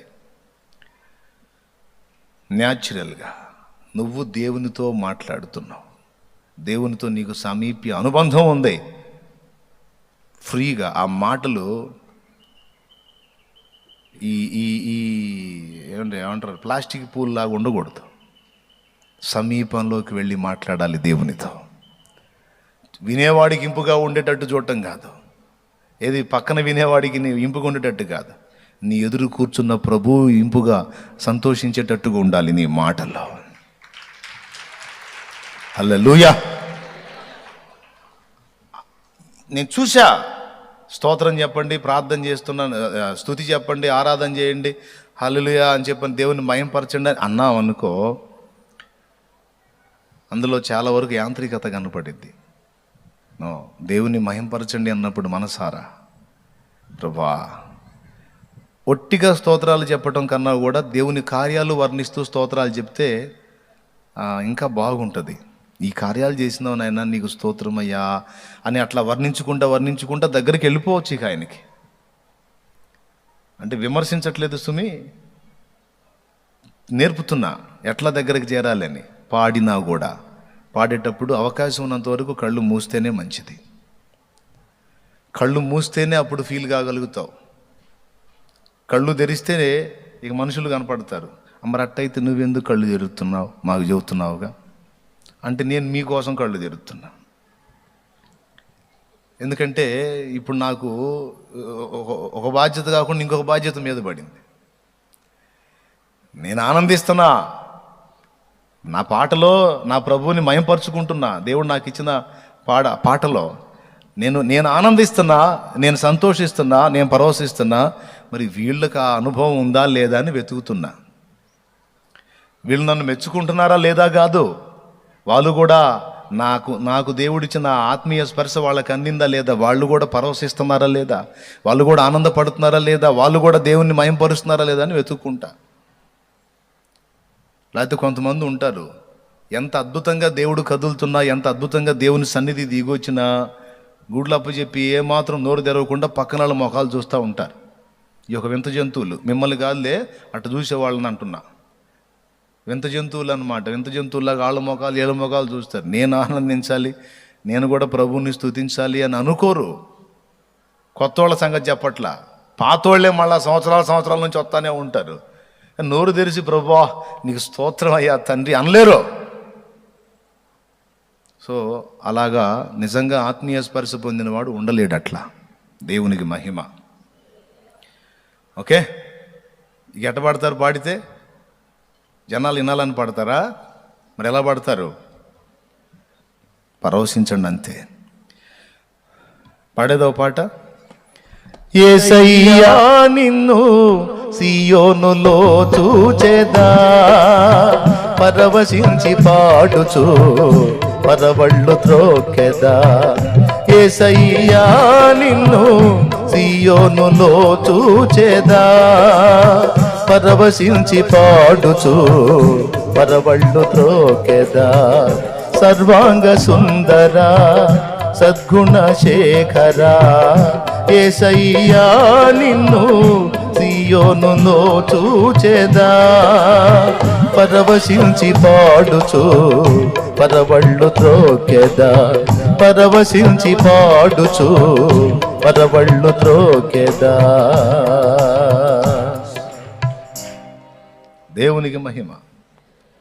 అట్లా స్తుతి చెల్లించినా కూడా స్తోత్రం స్తోత్రం స్తోత్రం. నువ్వు యంత్రంలాగా చెప్పే స్తోత్రాలు శుభ్రంగా చర్చిల్లో ఏదో ఇది పెడుతున్నారు కదా, చిన్న రికార్డర్ ఒకటి, హల్లెలూయా అంటానే ఉంటుంది పొద్దుగూకులు. శుభ్రంగా అట్టాంటిది ఒకటి పెడితే శుభ్రంగా యేసయ్య వింటాడు కదా రోజు పొద్దున్నే. అదే చెబుతూ ఉంటుంది పొద్దున్నే సాయంత్రం, స్తోత్రం అని హల్లెలూయా అని స్తోత్రం హల్లే. అది కాదు ఆయన ఆశించేది. నువ్వు ఈ కార్యములు చేసావు తండ్రి, నీకు స్తోత్రం అయ్యా అని ఆయనను వర్ణిస్తూ, ఆయన కార్యాలు వర్ణిస్తూ స్తుతి స్తోత్రం. అస్సలు అలాగ మనం ఆరాధన చేస్తున్నప్పుడు, అలా సన్నుతిస్తున్నప్పుడు, అలా స్తుతిస్తున్నప్పుడు పరలోకమే తొంగి చూస్తుంది మనకెళ్ళి. కెరూబులు శరాపులు మహాదూతలు నిత్యము నిన్ను స్తుతింపగను. కెరూబులు శరాపులు మహాదూతలు నిత్యము నిన్ను స్తుతింపగను. ఎన్నికలేని నా స్తుతి కోసము, ఎన్నికలేని నా స్తుతి కోసము మిగులాశతో చూచుచుంటివా. మిగులాశతో చూచుచుంటివా ఆరాధనే ఆనందమీ పొందనా ఆరాధనే ఆనందమీ పొందనా దేవా నా దేవుడవు నీవేనని నామది నేలేరా రాజువు నీవేనని.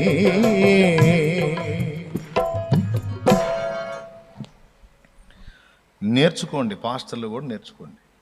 పాడేటప్పుడు ఎప్పుడు కూడా పాట కదా పాడాలి కదా అని పాడద్దు. పాట పరవశిస్తూ పాడండి, అనుభవిస్తూ పాడండి, ప్రార్థన అనుభవిస్తూ చేయండి, స్తుతి అనుభవిస్తూ చేయండి. అప్పుడు అవతలి వాళ్ళలో కూడా కదలిక వస్తుంది, లేకపోతే తేడా పడుద్ది. అది డ్రైగా ఉంటుంది. ఆ పాట పాడారు, అయిపోయిందిలే పాట అయిపోయింది అన్నట్టు ఉంటుంది. ఎట్లుంటుంది? ఈ స్తోత్ర ప్రార్థన చేశారు అయిపోయిందిలే అన్నట్టు ఉంటుంది. అయ్యో అయిపోయిందా అన్నట్టు ఉండదు. Praise the lord. చెప్పండి గట్టిగా. స్తుతించకుండా ఉండలేం, ఆయన పాదాల దగ్గర రాకుండా ఉండలేం. అయిపోయింది కదా. మూడవది, దేవునితో సహవాసంలో ఉన్న మాధుర్యం అర్థమైతే ఆయనతో ఏకాంతంగా గడపకుండా ఉండలేం. మన అంశం ఏందనుకున్నా ఈరోజు ఉండలేం, అది అంశం. ఆయనతో ఏకాంత ప్రార్థనలో ఆయనతో మాట్లాడుకోకుండా ఉండలేం. అర్థమైందా? అదొక బలహీనత అయిపోద్ది, అదొక బలహీనత అయిపోద్ది. పొద్దున్న లెగిస్తే ఆయనతో కూర్చోవాలి, క్యాబ్ దొరికితే పోయి కూర్చుంటూ ఉంటాం, ఒట్టిగా గడపం. ఎందుకు? ఆయన మాటల మాధుర్యం, ఆయన సాంగత్యంలో ఉన్న ఆనందం మనకు అర్థమైంది కాబట్టి ఇక మనుషులతో గడపటం ఇష్టం ఉండదు. సోదరా, నీళ్ళు ఎంతమందికి ఉంది అనుభవం? ఆయనకు దూరంగా ఉండలే, కొంచెం అవకాశం దొరికినప్పుడు ఆయనతో మాట్లాడుకుందాం, ఆయనతో గడుపుదాం అని. ఎక్కడ నాకు ఏకాంతం దొరికిద్ది, ఎప్పుడు నాకు ఆ ఒంటరితనం దొరికిద్ది అని దేవులాడుతుంటాం. ఉందా మీకు ఆలోచన? ఉంటే ధన్యులే. అబ్బా, ఈ మనుషులు నన్ను ఎప్పుడు వదిలిపెడతారు, ఈ ఒత్తిడి నాకు ఎప్పుడు తొలగిపోయిద్ది, నేను పోయి ఆయనతో కూర్చోవాలి, ఆయనతో చాలా మాట్లాడుకోవాలి అనిపిస్తుందా? అస్సలు మన వల్ల కాదు. ఇక అదొక బలహీనత మనకి. ఒక్క పూట మనం మాట్లాడుకోలేకపోయినామంటే చాలా వేదనగా ఉంటుంది. అయ్యో ఈరోజు నేను తండ్రితో కూర్చోలేకపోయానే, మాట్లాడుకోలేకపోయానే, ఎదురు చూసి ఉంటాడే, ఏమనుకొని ఉంటాడో. నిజంగానే చూస్తాడు ఆయన, నువ్వు వచ్చే టయానికి వచ్చేస్తాడు ఆయన. బిలాం దగ్గరికి డైలీ వెళ్ళేవాడు, అట్లాగా మన కోసం వస్తాడు. మనం ప్రార్థన చేసే స్థలానికి వచ్చి కూర్చుంటాడు, నా బిడ్డ వస్తుంది, నా బిడ్డ వస్తాడని. మనం వెళ్ళలేకపోయినప్పుడు ఇక ఆయన వెళ్ళిపోతాడు. బాగాలేదు ఈరోజు, ఉండలేము ప్రార్థించకుండా, ఆయనతో గడపకుండా, ఏకాంతంగా ఆయనతో మనసు విప్పి మాట్లాడుకోకుండా ఉండలేం. ఉండగలుగుతున్నావంటే ఇంకా నీకు ఆ రుచి తగల్లా. అడగాలి నువ్వు దేవుణ్ణి, దేవా నీ దాసుడు చెప్పిన అనుభవాలన్నీ నాకు కావాలి ప్రభువా, అవే నాకు వరాలుగా ఇవ్వు నాయన. నీ పాదాల సన్నిధే నాకు వరం, నీతో మాట్లాడుకోవటమే నాకు వరం, నీతో ఏకాంత ప్రార్థన నాకు ఒక వరంగా ఇవ్వు నాయన. ఇయే నాకు గొప్ప వరాలుగా చేయి ప్రభువా. అంతకు మించిన వరం ఏముందండి? యేసయ్యే వరాలన్నిటికంటే గొప్ప వరం. వరాల మూటంతా యేసయ్యే కదా మన వరాల మూటంతా. వెండి బంగారాలు, ధనకనక వస్తువాహనాలు, వరాల మూటలన్నీ ఒక పక్కన పెట్టి ఆయన వచ్చి ఒక పక్కన కూర్చున్నాడు అనుకో, ఇప్పుడు మీరు అవి కోరుకుంటారా, ఆయన కోరుకుంటారా? అవి కోరుకుంటారా, ఆయన కోరుకుంటారా? అయ్యేందుకు? ఆయన ఒక పక్కన కూర్చొని చూస్తూ ఉంటాడు, అవి కావాలి, నేను కావాలని. భలేవాడు, నాకెందుకు ప్రభు అయ్యే, నాకు నీ పాదాలు కావాలి, నీ సన్నిధి కావాలయ్యా. అప్పుడు దగ్గరికి తీసుకుంటాడు. అయ్యే వద్దా? ఎందుకయ్యా అవి నీకు చాలా ఉపయోగపడతాయి కదా. ఏడిసినాయి అయ్యేం ఉపయోగపడతాయి ప్రభా, అవన్నీ నాకు కావాలంటే నువ్వు ఇవ్వవు. అందుకొచ్చావు అనమాట. లేదులే ప్రభా, నువ్వు నీ దగ్గర తీసుకుందామని కాదు, వాటన్నిటికంటే మించిన వాడివయ్యా నువ్వు.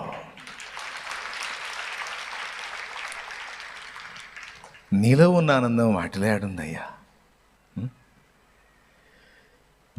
నావు వద్దులే, పాటలు ఎక్కువైపోతున్నాయి. మనం మెసేజ్లు విందాం జాగ్రత్తగా.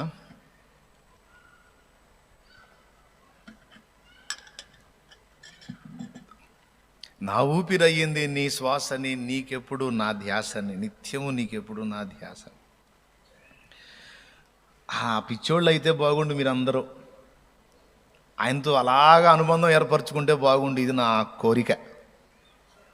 స్తోత్రం. మీకందరికీ ఏసయ్య పిచ్చి పడితే బాగుండు. దేవుడు మిమ్మల్ని అందరిని ఆ ఏసయ్య పిచ్చోళ్ళని చేయను గాక, నన్ను కూడా ఇంకా డబల్ చేయను గాక.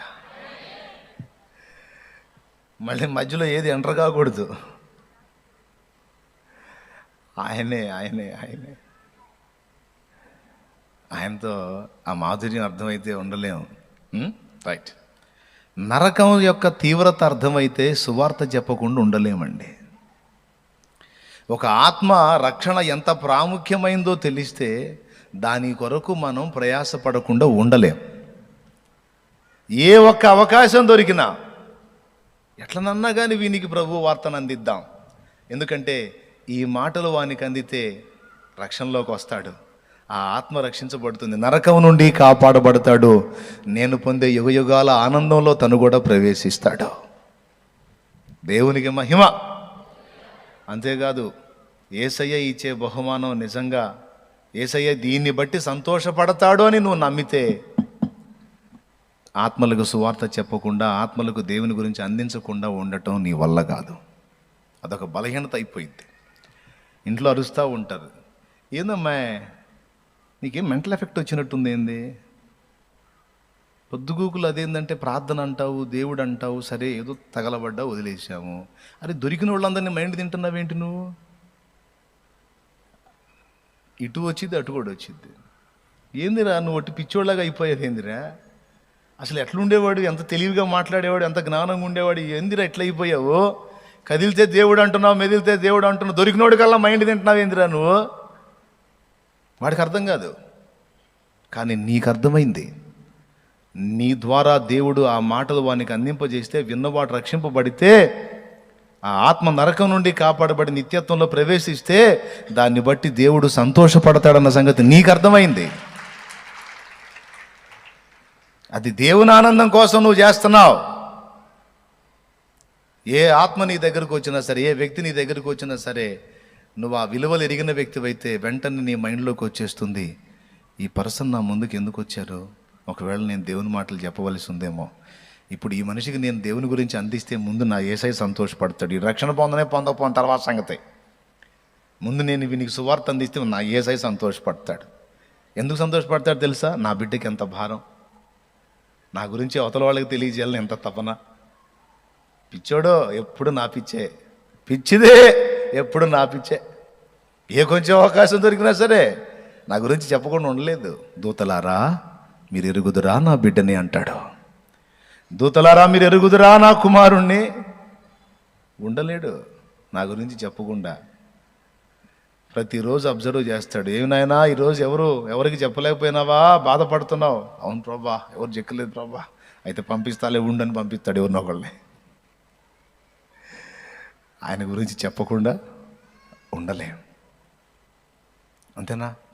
ఆయన గురించి ఆయన సంతోషం కోసం ఆయన పని చేయకుండా ఉండలేం. ఇలాగా దేవుని సంబంధమైన కార్యాలు నెరవేర్చకుండా ఉండటం మన వల్ల కాదు. దానికోసం నిందలు పడతాం, అవమానాలు పడతాం, తన్నులు తింటాం, దూషణ పొందుతాం, కొంత మనీ నష్టపోతాం, అపఖ్యాతి పొందుతాం. తిడతారు.